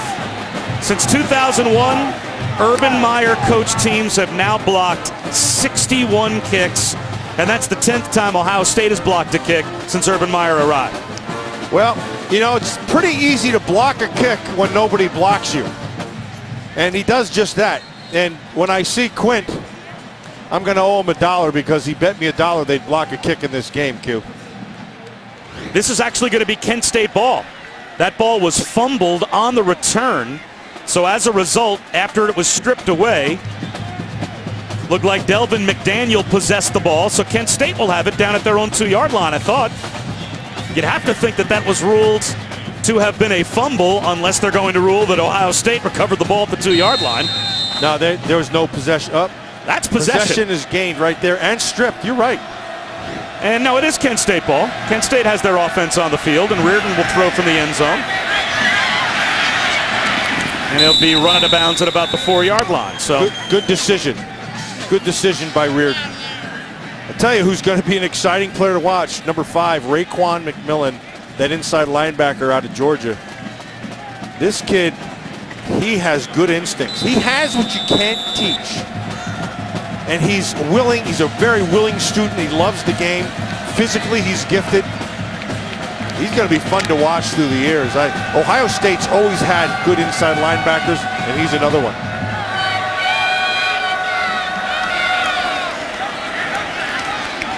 Nick Holley to about the 5-yard line. So Yeah, it will be 3rd down and 7.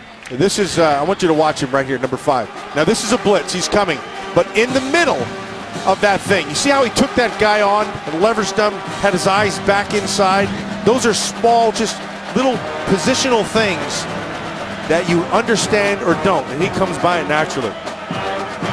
Luke Fickell pointed him out yesterday as we were asking him about some of the young players he wants to increase their playing time, and he said McMillan. He said he's ready. He's got a chance to be really good.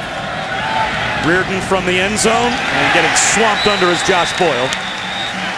So after getting a punt blocked and then off the fumble recovery, Kent State getting the football back. Now they'll have to kick it from the end zone.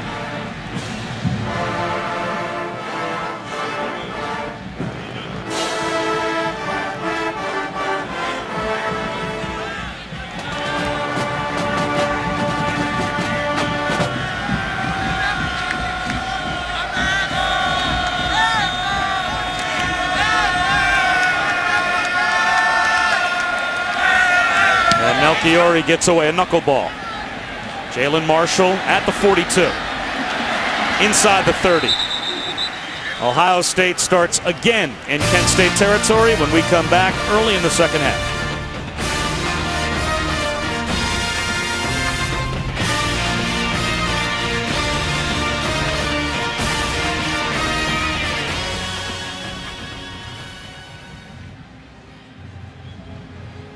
Buckeyes, and they look to add to a 45-0 lead. Although right now, Ohio State fans, if they're looking at the out-of-town scoreboard, they don't like to see what's going on with Virginia Tech. They need Virginia Tech from a resume standpoint to go on a run and be a real factor in the ACC, which they might end up being, but at last check at halftime, they were losing to East Carolina 21-7. Still the same score. JT Barrett hands. And up the gut goes Curtis Samuel. Gain of about 3 on first down. See who's in the middle of that, coming up with a couple of claps, and our guy Cunningham in there. John Cunningham, the 6 foot, 300-pound nose tackle. Still playing with the same zeal. Samuel again. Cunningham is there to help pick him up. After a gain of 5, it'll be 3rd down and 2. Jordan Italiano came up to help on the stop as well. Cunningham tried to take on a double team. They probably took on about 600 pounds of man. He gave about 3 yards before he made the play. Nose tackle is not an easy position to play. You are the guy who forms the point for your entire defense. And a good one is hard to find, but he's got the makings of a good one. Nice play fake that sets up a wide open edge pass to Evan Spencer. And it's 1st and goal. You know, in developing over the years in the NFL, you see more and more teams, especially the good defenses, going 3-4. Oh, yeah. That 3-4 nose tackle job in the NFL, that's a tough guy to find. It's a hard guy to find, and they played a little different than they did back in the day. But they'll offset him a little bit, and there's a flag down. It looked like Curtis Samuel got a little anxious. Number 4 offense. 5-yard penalty. Repeat first down. Samuel leaned forward before the ball was snapped. One thing I see here with our guy Cunningham, he'll tap his helmet every now and then. You don't like to see that. So, but he's a young guy. He's a young guy. He's an emotional guy, and he's a passionate guy, and a talented guy. He just needs to be in a little bit more shape kind of guy.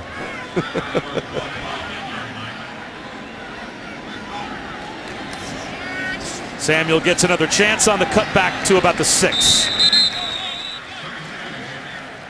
This stable of running backs at Ohio State, just like the stable of wide receivers, trying to replace a lot of lost production. Not only do you lose Braxton Miller, and that became the headline all the way through the start of the season, but Carlos Hyde and Philly Brown both being gone as well. I mean, those two together combined for about 2,300 yards of offense last year between the two. Carlos Hyde was the first back taken off the board in the spring draft to the NFL, and he's a talented guy. But the piece of the puzzle that gets lost with this offense has been this new offensive line. Right. I mean, essentially, it's a brand new line. You got 4 of the 5 guys are new starters, and they're experimenting inside. You can see the Buckeyes in the draft right there from a year ago. And Corey Lindsey, center there for the starting now for the Packers. Right now, they have Billy Price, the guard, moved inside to center. And a nice block for a touchdown to Jalin Marshall. And it was Price's block that sprung it.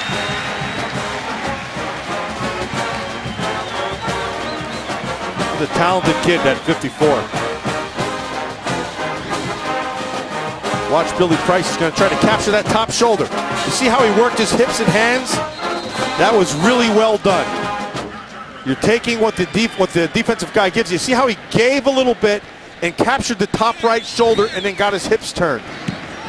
As a defender, that's what you hate to see. As an offensive line coach, you pat him on the back. 5th teacher and houses the Ohio General Assembly, one of the oldest working state houses in the United States.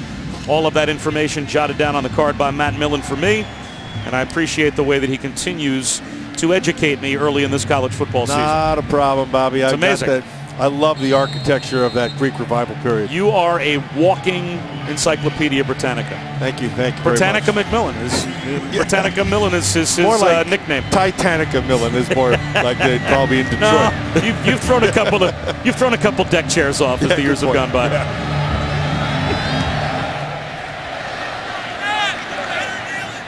Ernest Calhoun's going to need ice packs tonight. That's another kickoff return for Calhoun out to the 25, and Chris Cotter back in our studios. Chris?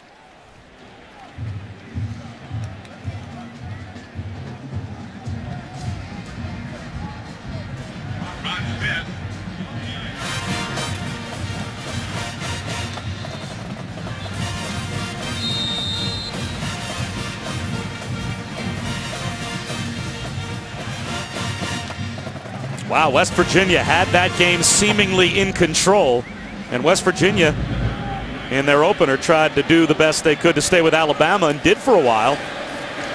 That's an interesting game. A little wheel route down the sideline, and there's a flag thrown. Anthony Murray looks like draws the penalty.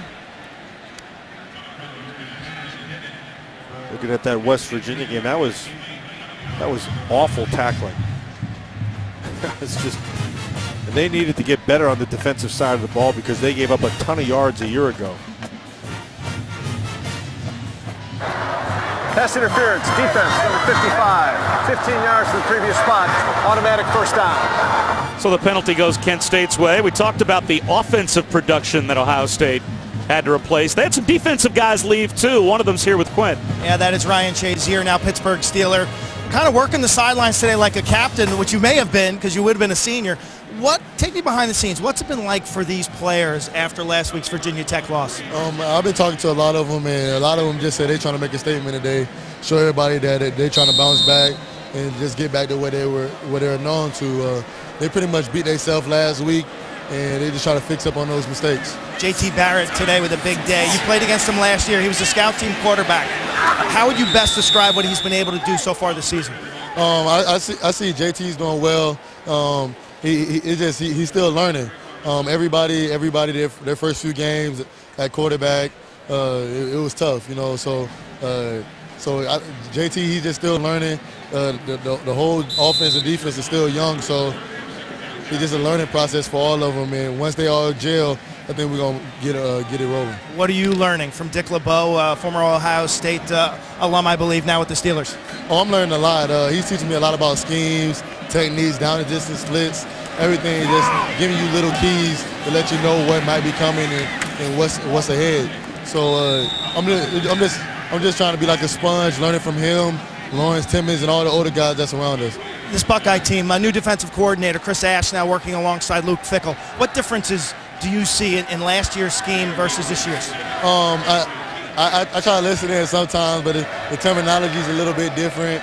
And Curtis and some of the guys were telling me they made it a little bit easier on the players with some of the assignments that they have to do.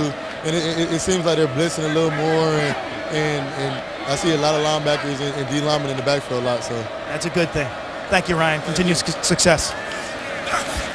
All right, Quinn, thanks very much. Third down conversion for naught. Casey Pierce makes The reception, Cam Burris makes the tackle. And Matt, you look at it from Ryan Shazier's standpoint. What's the leap mentally going from even one of the more complicated schemes college-wise to now you're a linebacker for Dick LeBeau? Yeah, and Dick is one of those guys who gives you a lot. It's a lot to digest. You've got to be a student of the game when you walk up to that next level, and you have to have a good understanding. And Shazier will fit that scheme extremely well. How so? Well, because he runs well. He runs well, and he has good athleticism, and Dick LeBeau loves to take advantage of that. He'll have him lining up all over the place, covering things that you'd look at, you'd say, boy, that's unsound, and it isn't. So Shazier athleticism will look just like this punt return. Speaking of athleticism, Jalin Marshall to the 37-yard line of Kent State. There is a flag on the near sideline.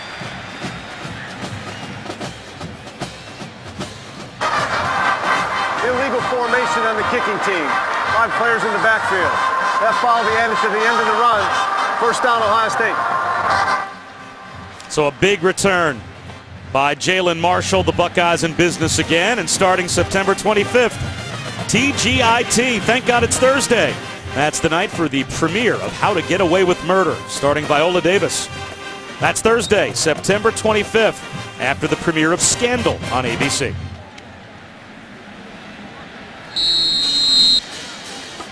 All 3 phases have been dominated by Ohio State, and it looks like JT Barrett's day is now done. Cardale Jones will take over at quarterback, and why not? With a 52-0 lead, get some of your less experienced players an opportunity. Cardale Jones on a keeper. He's got a first down. Sophomore from Cleveland gains 11. Big man, 6'5", 250 pounds, runs well, has a big arm. I mean, a big arm. He can make all the throws. It was a tight competition between, it was Braxton Miller and then Cardale Jones and then JT Barrett. And then just right before Braxton got hurt, they made the switch to the number 2, kind of like, he's playing pretty good. Let's see what he does. And then all of a sudden, Braxton Miller gets hurt. JT Barrett's up, and Cardale Jones is out of the starting spot. But this is a talented guy. And Tom Herman was funny telling that story. Said in spring, as you said, it was neck and neck. And then Urban Meyer holds a press conference after a summer camp workout and says, well, it looks like JT Barrett has nudged ahead of Cardale Jones, probably taking over the lead for the number 2 spot. That day, Braxton Miller gets hurt. And so all of a sudden the media goes right back to that press conference and goes, whoa, JT Barrett's ahead of Cardale Jones. He must be the starter. And that's the way it kind of came down. And there's some things that JT Barrett brings to the table that Cardale may not do just as well. And one of those things is, well, this is a classic case of not being great at everything, but being really good at everything. And that's JT Barrett. Cardale Jones has him in arm strength. Cardale Jones has him in his ability sometimes to see things down the field based on his height. But an overall play, JT Barrett, he picks it up in a lot of other areas. Cardale Jones leaves it for Curtis Samuel. And he almost got to the pylon. Cut down by Najee Murray, who went out of the game on the first drive of the afternoon. Good to see that he's able to work his way back in. And it will be 2nd down and goal from the 3.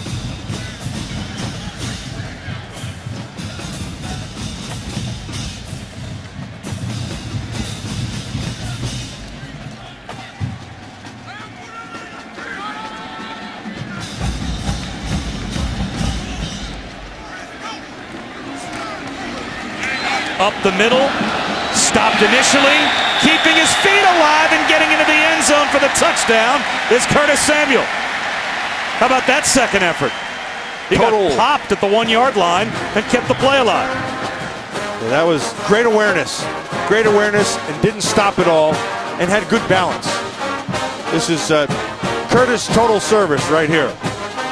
He gets hit, understands exactly. Now watch, his hand is down, but his wrist isn't down.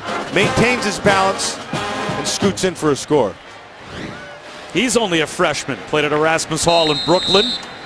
Home ends of? up here in Columbus. Home of Al Davis, Erasmus High.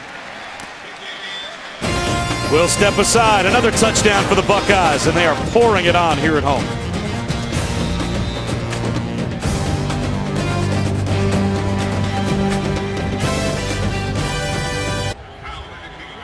And welcome back to Columbus. Thank you, Chris. Bob Wischusen alongside Matt Millen. Quinn Kesnick here as well. And Ohio State has put on a show. 59-0 is every bit indicative of how dominant the Buckeyes have been. 457 yards of offense, 6 touchdown passes for J.T. Barrett. He's now done for the day. And Cardale Jones just took them on the short field and led them on another touchdown drive. And here's Ernest Calhoun out to the 25. On the return, well, Saturday Night Football on ABC presented by Wells Fargo. We go to Norman tonight. See if Butch Jones and the Vols can pull off an upset against Trevor Knight and number 4 Oklahoma. It's Tennessee against the Sooners. Saturday Night Football on ABC, 8 Eastern, 5 Pacific tonight. As we take a look at our college football rankings brought to you by Northwestern Mutual. Very impressive for Baylor last night at Buffalo. Oregon early, trailing to Wyoming. And a couple of teams in the top 10 playing tonight. Not only Oklahoma, but also USC is at BC. Nathan Strock back in the game. And it looks like he may have drawn a flag. Hit late, personal foul coming against the Buckeyes. Roughing the passer, defense number 10. 15 yards from the previous spot, automatic first down. That's Jalin Holmes. Reserve defensive end called for the penalty.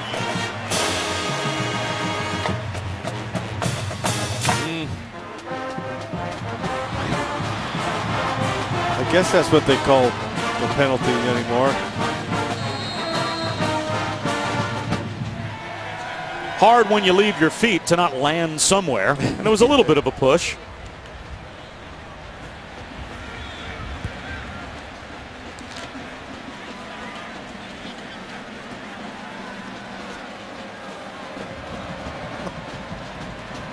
So the Golden Flashes with a first down and a handoff to Anthony Murray for a couple of yards. Now you may notice on all of the Kent State helmets the number 54 on the side of their helmets. Well, that is being worn in honor of the late Jason Bitsko. Starting Kent State center, 21 years of age, and a fourth-year junior, was found unresponsive in his off-campus apartment by paramedics and police back on August 20th, and efforts to revive him were unsuccessful. Now, foul play not suspected. The investigating police believed he died of an undiagnosed and yet to be determined medical issue, but it has really been something that's been difficult for these Kent State players emotionally to overcome. Jason Bitsko's parents, Randy and Pam, made the trip here today to cheer on the Golden Flashes. And not only do you lose a very valuable player, but you lose a friend, you lose a teammate, and emotionally, it's been hard for that Kent State group to overcome the passing of Jason Bitsko. So they're wearing the 54 on the sides of their helmets this season in tribute. 3rd down and 5. Blitz coming. Strock unloads, throws it away. Let's go down to Quinn. Bob, Jason's scholarship, the dad Randy and the mom Pam, as you mentioned, his scholarship, the parents went to Coach Haynes and said, please give his scholarship to a walk-on. Jason was the type of guy on the team. He was a real academic leader. He was a mentor to a lot of the younger players. And it was the dad at the service on August 25th who kind of pulled this team, through their healing and said, it's okay. It's okay. He's in a better place right now. And even Ohio State was aware of it. Gene Smith, their athletic director, reached out to the folks at Kent State saying, we want to have a moment of silence before the game. But the Kent State administration and team agreed that, no, we're beyond that. It's time for us to move forward. The punt will be downed, it looks like, inside the 2-yard line, and that is amazing strength shown by the parents of Jason Bitsko, because I can't imagine being able to deal with that in that level-headed a fashion so soon after it happens. It's just every parent's nightmare, the idea at any age that you would lose a child. And the thing that is still bothersome is it's still undetermined, the cause of death. that would bother me.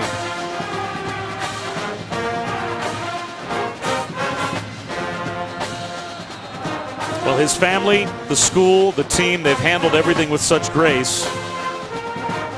And a fitting tribute to their teammate with the 54s on the side of their helmets this season. But it's been a struggle today for Kent State here in Columbus. 59-0, back to the offense, Cardell Jones. And the Buckeyes, and they'll run it straight ahead with Curtis Samuel out close to the 10-yard line. This is valuable time for this young group. Billy Price had started the game at guard. They have him in center. That center position it's one of the most pivotal positions in all of college football and pro football, because he is the guy who's the main communicator. You can see him calling things out, and then that gets echoed down the line to keep everyone on the same page. A swing pass from Jones to a wide open Samuel, and he's down the sideline. Finally knocked out shy of the 40. Puts him out at the 39-yard line. And that's a gain of 30 more for the Ohio State offense. They're just clearing out with the 3 receivers down and then swinging it to the outside to Samuel. It's effective 2 reasons. 1, because the receivers did a nice job of clearing, and 2, it's not been assignment perfect by the Golden Flash.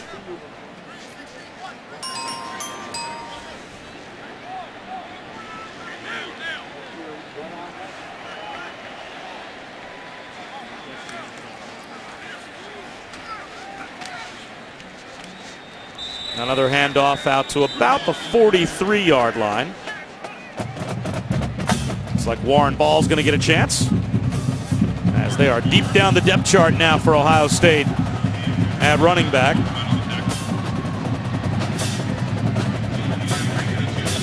I still don't know who Ohio State, when they get into the meat of their schedule, so to get to like a team like Michigan State, who's going to be their guy? Who's the guy who they're going to say, this is going to be our bread and butter for running? I don't know if that's defined yet. It's the sophomore from Columbus, Warren Ball, again, about 2 yards shy. Well, it seems to be Ezekiel Elliott, at least to start games, at the top of the depth chart, but Curtis Samuel's shown some flashes today. Rod Smith has gotten an opportunity as well. Can you do it by committee, or would you want to have an identifiable bell cow like they had in Carlos Hyde?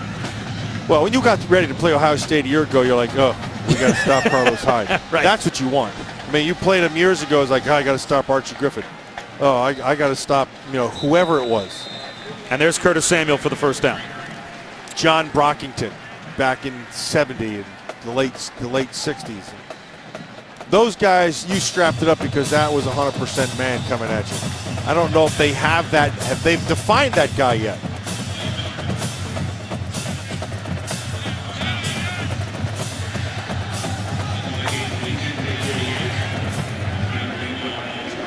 Jim Otis is another one who comes to name, number 35 for Ohio State.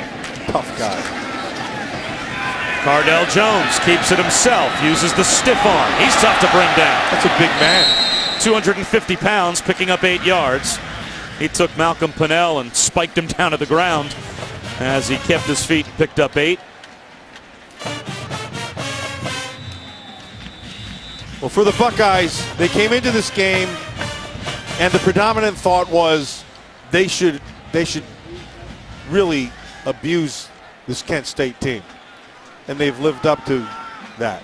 They've just gotten after them in every facet of the game. This is the way a dominant team is supposed to beat a little a flip, lesser team. And Curtis Samuel, right at the first down marker, takes a hit, and a heavy one at that. Malcolm Pennell came up to help on the stop, and that should take us to the end of the third quarter. And 15 minutes to go here in Columbus. Can Kent State get on the board before the game's over? Ohio State 59, Kent State nothing as we head to the fourth.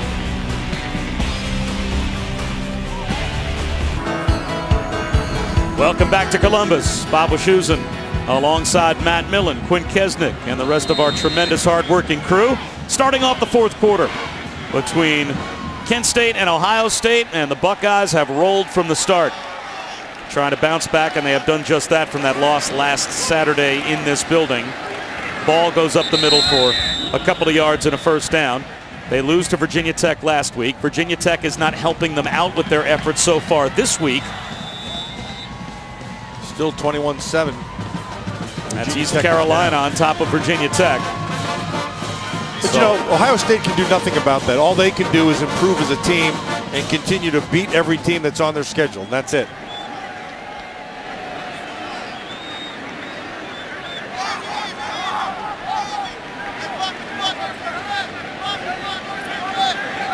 Urban Meyer has chosen to slow this one down from about the middle of the third quarter. He's been keeping it on the ground. Up the middle, Samuel for 4 yards. Well, again, after the loss, not only by Ohio State to Virginia Tech, but also the other Big Ten losses. And I was watching PTI, pardon the interruption, with Tony Kornheiser and Michael Wilbon. They threw the topic out there. Is the Big Ten done as far as the playoff is concerned based on just the outcome of last weekend? He's trying to turn the corner and get down the sideline, and doing so is Samuel. He may have stepped out of bounds. If not, he's inside the 10. It'll be first and goal again. And their point at the time was done. The Big Ten crossed them off. There will not be a Big Ten representative in the 4-team playoff at the end of the season. And that's without a conference game, for the most part, being played in any of the Big Five power conferences. I just think it's ridiculous to write off the chances of the Big Ten putting a team in the playoff, Matt, without at least seeing how the conference schedules shake out for the rest of the country. Yeah, I completely. It's a long year. A lot of things happen. You know, guys get hurt. Some guys don't. Teams get better. Some teams don't. So we'll let it play. Will Samuel get in? Stop shy of the goal line. It'll be second down and goal. But let's say, just for the sake of argument, the SEC beats up on each other a little bit, and you've got, like we had a few years ago, a couple of 2-loss SEC teams. SEC's always looked upon as the no-brainer team that's going to have at least 1 or 2 teams in the playoff. And you're an Ohio State team that runs the table and wins the Big Ten championship game included. And you've clearly gets better as the season goes. And you've got to win against Michigan State as part of your season. Second and goal. There's another touchdown. Curtis Samuel again. You're going to tell me that there isn't even an argument to be made for an Ohio State at the end of the season, depending on how things shake out? Yeah, I'm on your side. I completely agree with you. I just think it's way too early. There's too much football to be played. And Curtis Samuel gets his 100th yard on that carry. And second touchdown.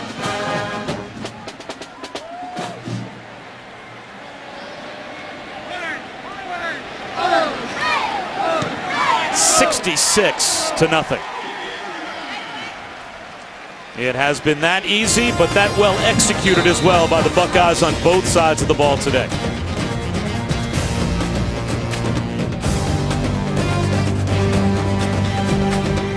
Ohio State fan, keeping your eyes on East Carolina, Virginia Tech. Start to imagine what the resume may need to be at the end of the season. Virginia Tech's in the red zone as they are trying to punch one in against East Carolina and make it a 1-score game in the fourth quarter. Ernest Calhoun leaps out of bounds at about the 22. Ernest Calhoun's had a lot of practice today returning kicks, but he's got some game to him. That guy, if you give him a little bit of a crack, he gets some help from his friends, he's going to do some damage in the back returning. He's pretty good.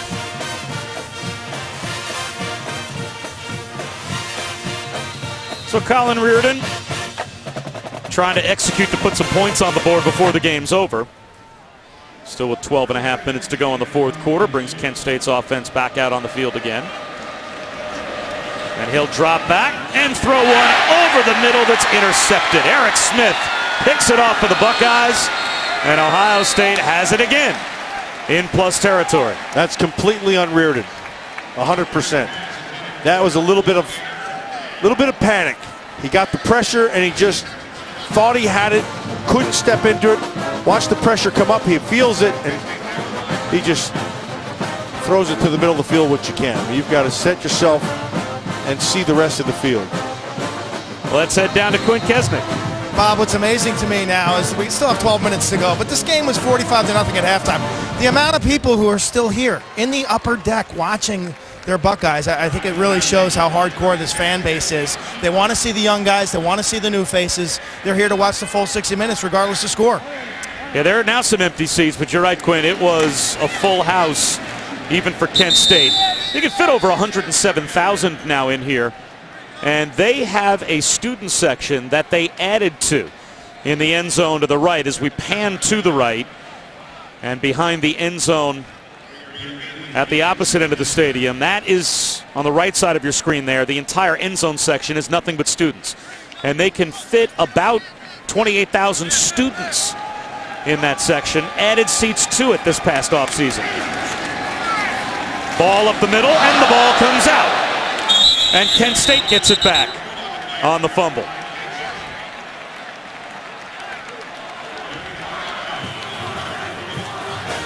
So Jordan Italiano comes up with a fumble recovery.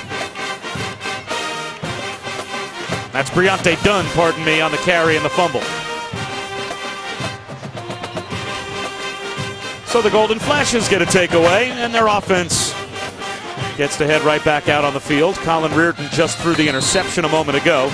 Nathan Strock has had some opportunities at quarterback today as well, and it looks like Nathan Strock will take over at quarterback on this possession.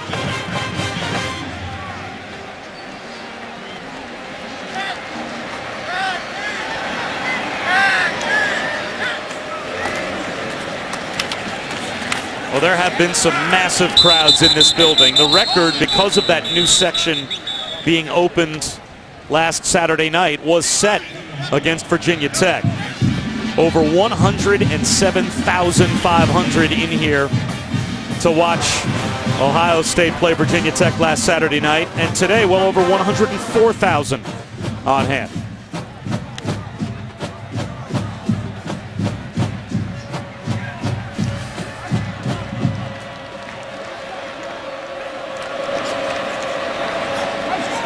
Strock pulls it down, gets out to the 20-yard line for a gain of a couple. It'll be 3rd down and 6.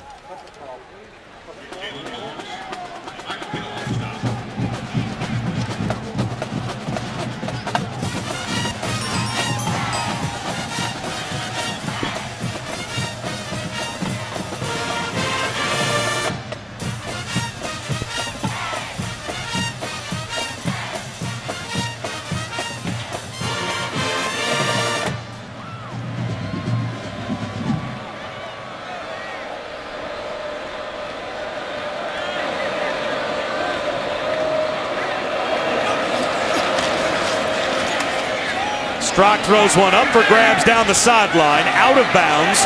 Coming back inbounds to make a play on the ball was Charles Chandler, and the flag flies. Not sure if that is on the receiver for going out, or they're going to call pass interference because he was bumped out. Pass interference, defense number 13. 15 yards from the previous spot, automatic 1st down. That's Eli Apple, the redshirt freshman cornerback for the Buckeyes from Voorhees, New Jersey, called for the foul.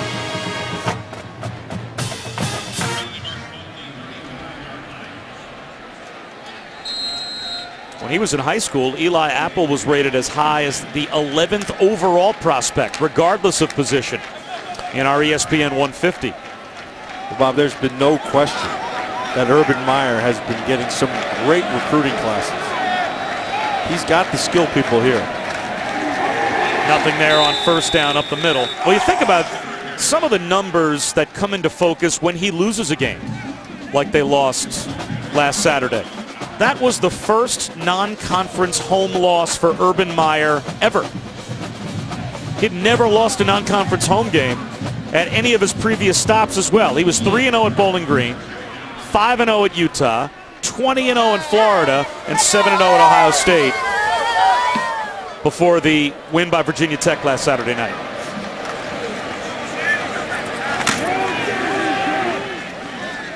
Miles Hibbler on the carry again. Picked up 5. And Urban Meyer's way of penalizing his team, well, you got to change up the meal. They're used to having steak and lobster for Victory Sunday. They didn't get steak and lobster for the first time in a long time. It was spaghetti and meatballs. That was the penalty. Now, Matt Millen, oddly enough, didn't really look at that as being much of a penalty. No, I didn't. I'm not much of a steak and lobster guy. I'd take that spaghetti any time of the week. That's what we like about you. That throw incomplete. There's a flag down again, though, along the sideline. William Woods, the intended receiver. And it looks like he may have been bumped. That should give Kent State a first down.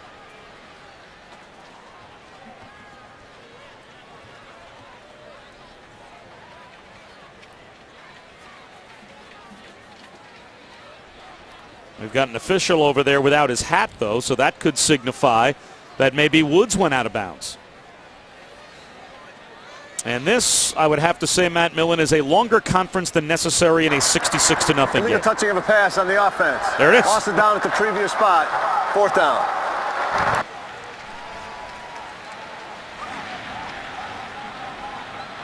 So it is 4th down as Woods went out and came back in.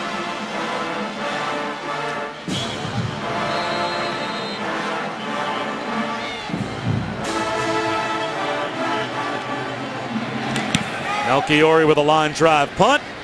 Fair catch called for and made at the 10-yard line by Marshall. The 10th punt of the day for Anthony Melchiori. 9 minutes to go here in Columbus.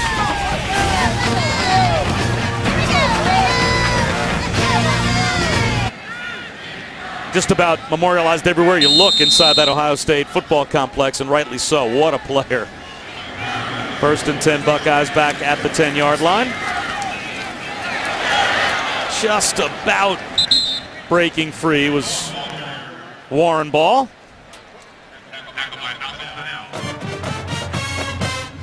Well, it's 66-0.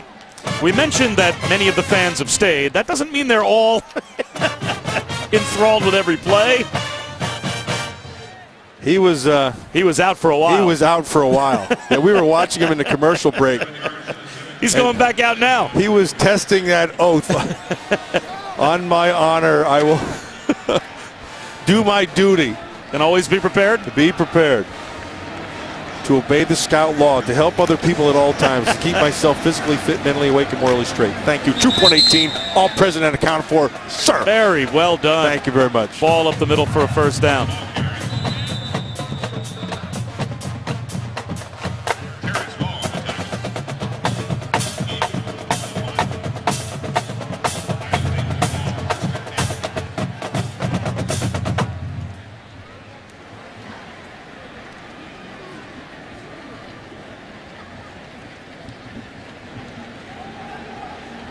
Ohio State for the first time today huddling up and taking maximum time off the play clock. And why not with a 66-0 lead. Ball again. Picks up a yard or two. And we go back to Chris Cotter in the studio.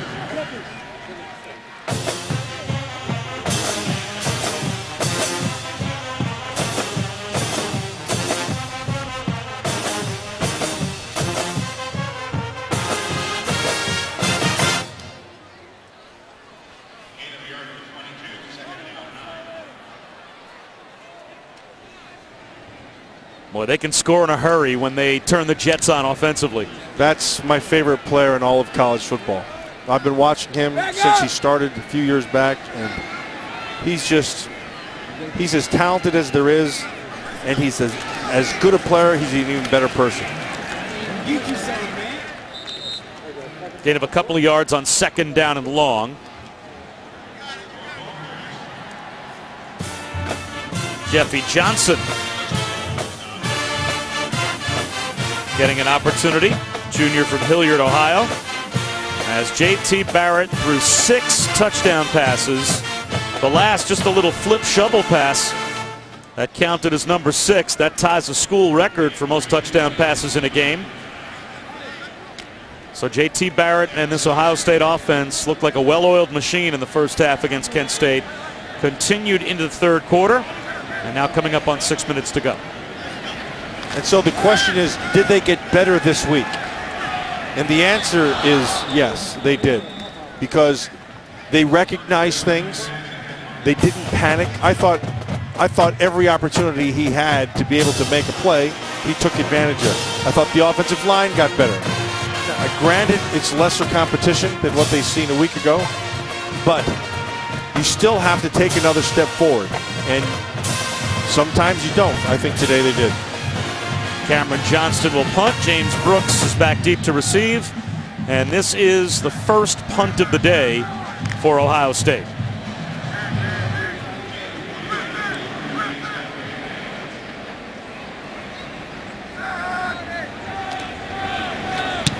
And it's off the side of Johnston's foot. Shankadelic. Shanked to midfield. Oh, he's rusty. He came in off the bench cold. He's not happy.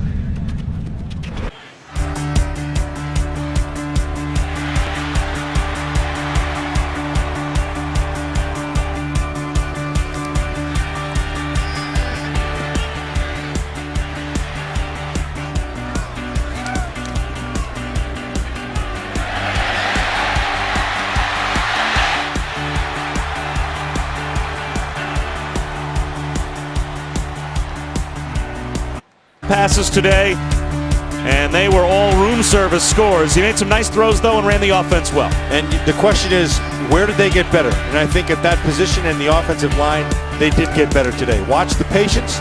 He seized the field. He knew exactly where he wanted to go with the ball. I thought J.T. Barrett took a step and got better today. 6 touchdowns. Kenny Guyton did it just a year ago.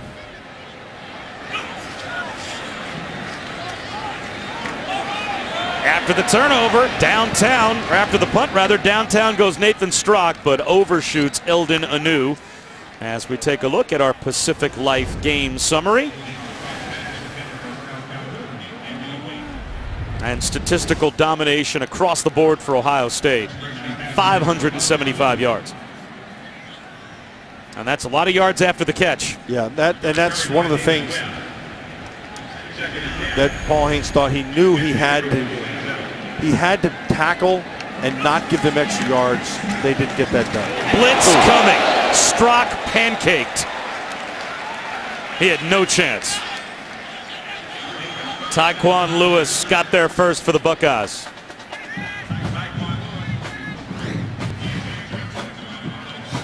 They brought a blitz and they forgot to block some people.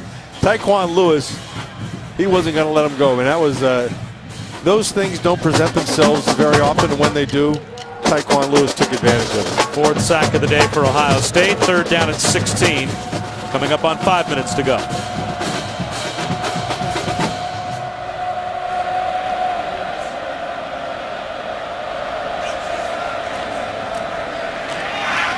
That screen blown up. Ruled incomplete. Miles Hibbler had no chance. So now it'll be 4th down. Hit hard by Trey Johnson. Trey Johnson's 2nd straight play in a row. He came clean on that blitz the last time, and now this one in man coverage right on top of it and forces us 4th. Jalen Marshall again back to receive the punt for Melchiori. Wobbly kick, fair catch, and instead allowing it to bounce is Jalen Marshall, and it rolls all the way down to about the 2-yard line. 4:50 to go, and Ohio State will celebrate a win.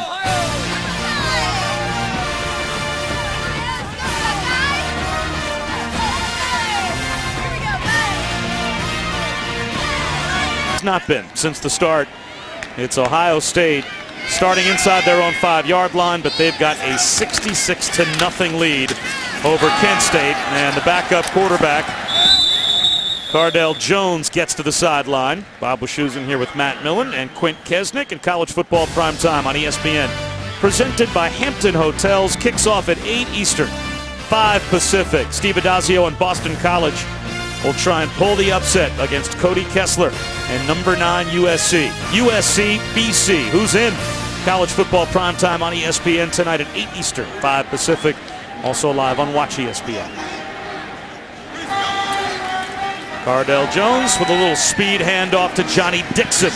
And the wide receiver turns the corner and gets run out after a gain of 8.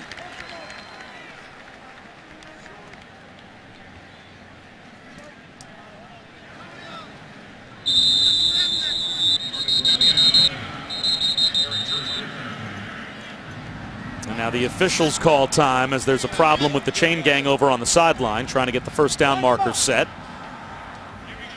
And it looks like they have the marker respotted, 2nd down and 1.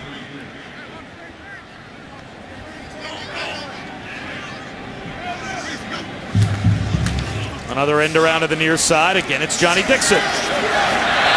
Another gear down the sideline before he's cut down by Nate Holley. Got to midfield with a flag down.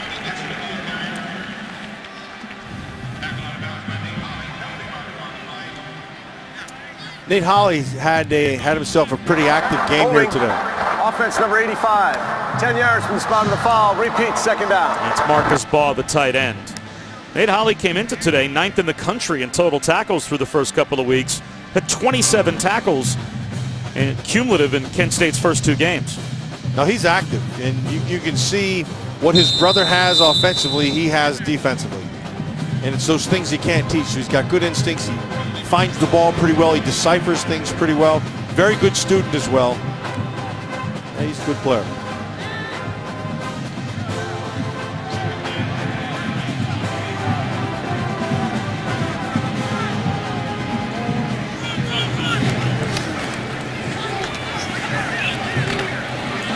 Trying to find a cutback lane and getting cut down is Warren Ball.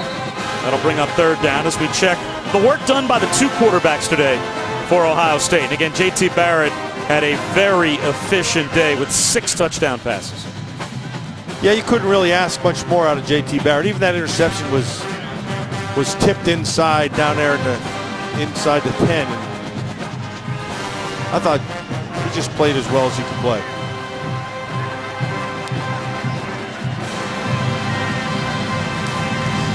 Third down and a couple.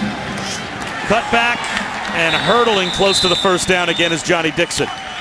Depends on the spot. It looks like he's got the first down, and that all but means now that Ohio State can kneel on the football. But we also have Clay Miller, former walk-on, just put on scholarship this year by Kent State, down and injured.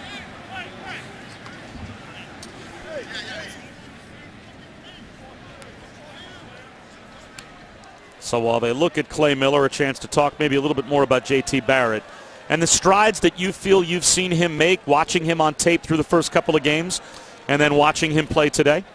Yeah, and he's going to continue to improve in the parts of the game that he has to improve. He is an accurate guy. He doesn't have a big arm. We talked about that. But it's decision making then. And his decision making, I thought today was pretty good. Well, while we have a chance, let's head back to Chris Cotter in the studio.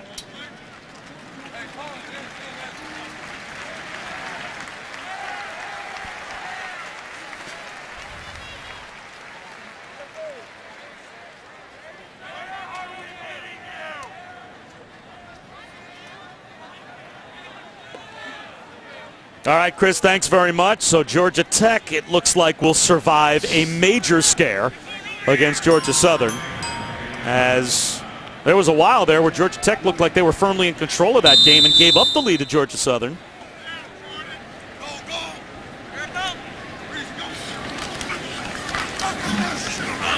Right up the middle goes Baugh. That is a first down.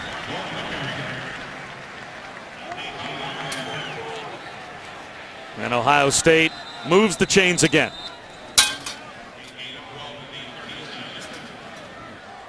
Nate Holley again in on the tackle.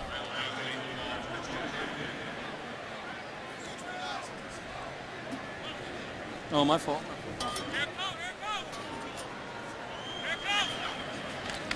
Jet sweep again to Johnny Dixon. And he picks up a couple. And speaking of flying along, how about the all-new chase beginning in Chicago with the myafibstory.com 400 tomorrow at 1 Eastern on ESPN. Jimmy Johnson is the defending champion, looking for his 7th title to tie him for most all-time with the King, Richard Petty, and Dale Earnhardt. The Challenger round, 16 nations battle, 12 advance in the chase for the NASCAR Sprint Cup. Support your nation with hashtag MyChaseNation. Tomorrow's race also available live on Watch ESPN. Ball gets outside, uses the stiff arm, gets dragged down 3 yards shy of a first down, as this will take us ultimately under 1 minute to go here in Columbus.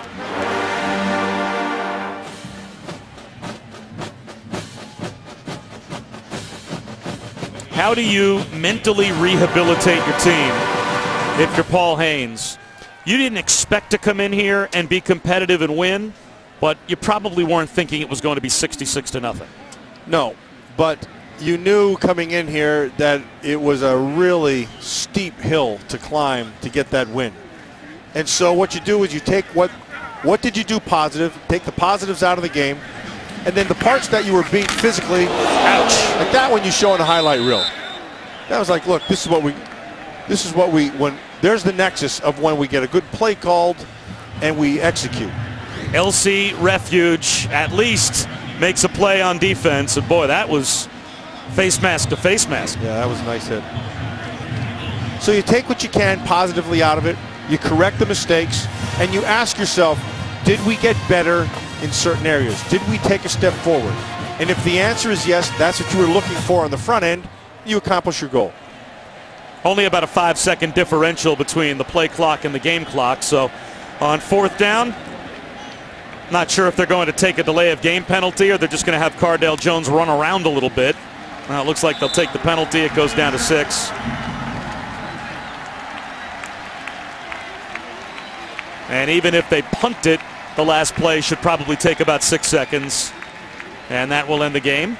So Ohio State will move on with a 66-0 win over Kent State off of the loss last week at home to Virginia Tech. And now you start to eye Big Ten play. You start to look at the conference schedule and getting your team, Matt, in position for Urban Meyer, where there's still a lot that can be accomplished.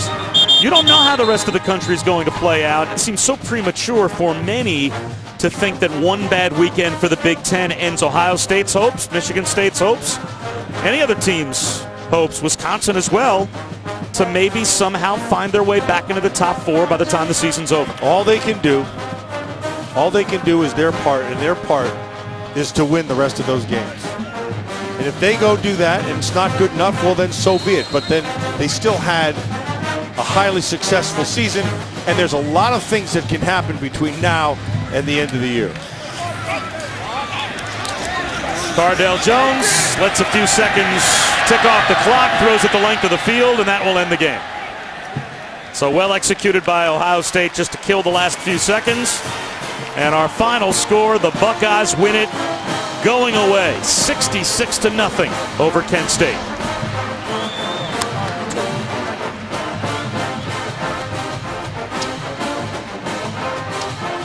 Coming up next on ABC, college football continues as the Arkansas Razorbacks travel to Lubbock to take on the Red Raiders of Texas Tech. Happy I won't be seeing Matt Millen for the next 6 or 7 days. Quinn Kesnick with us here as well. I'm Bob Wischusen. So long from Columbus.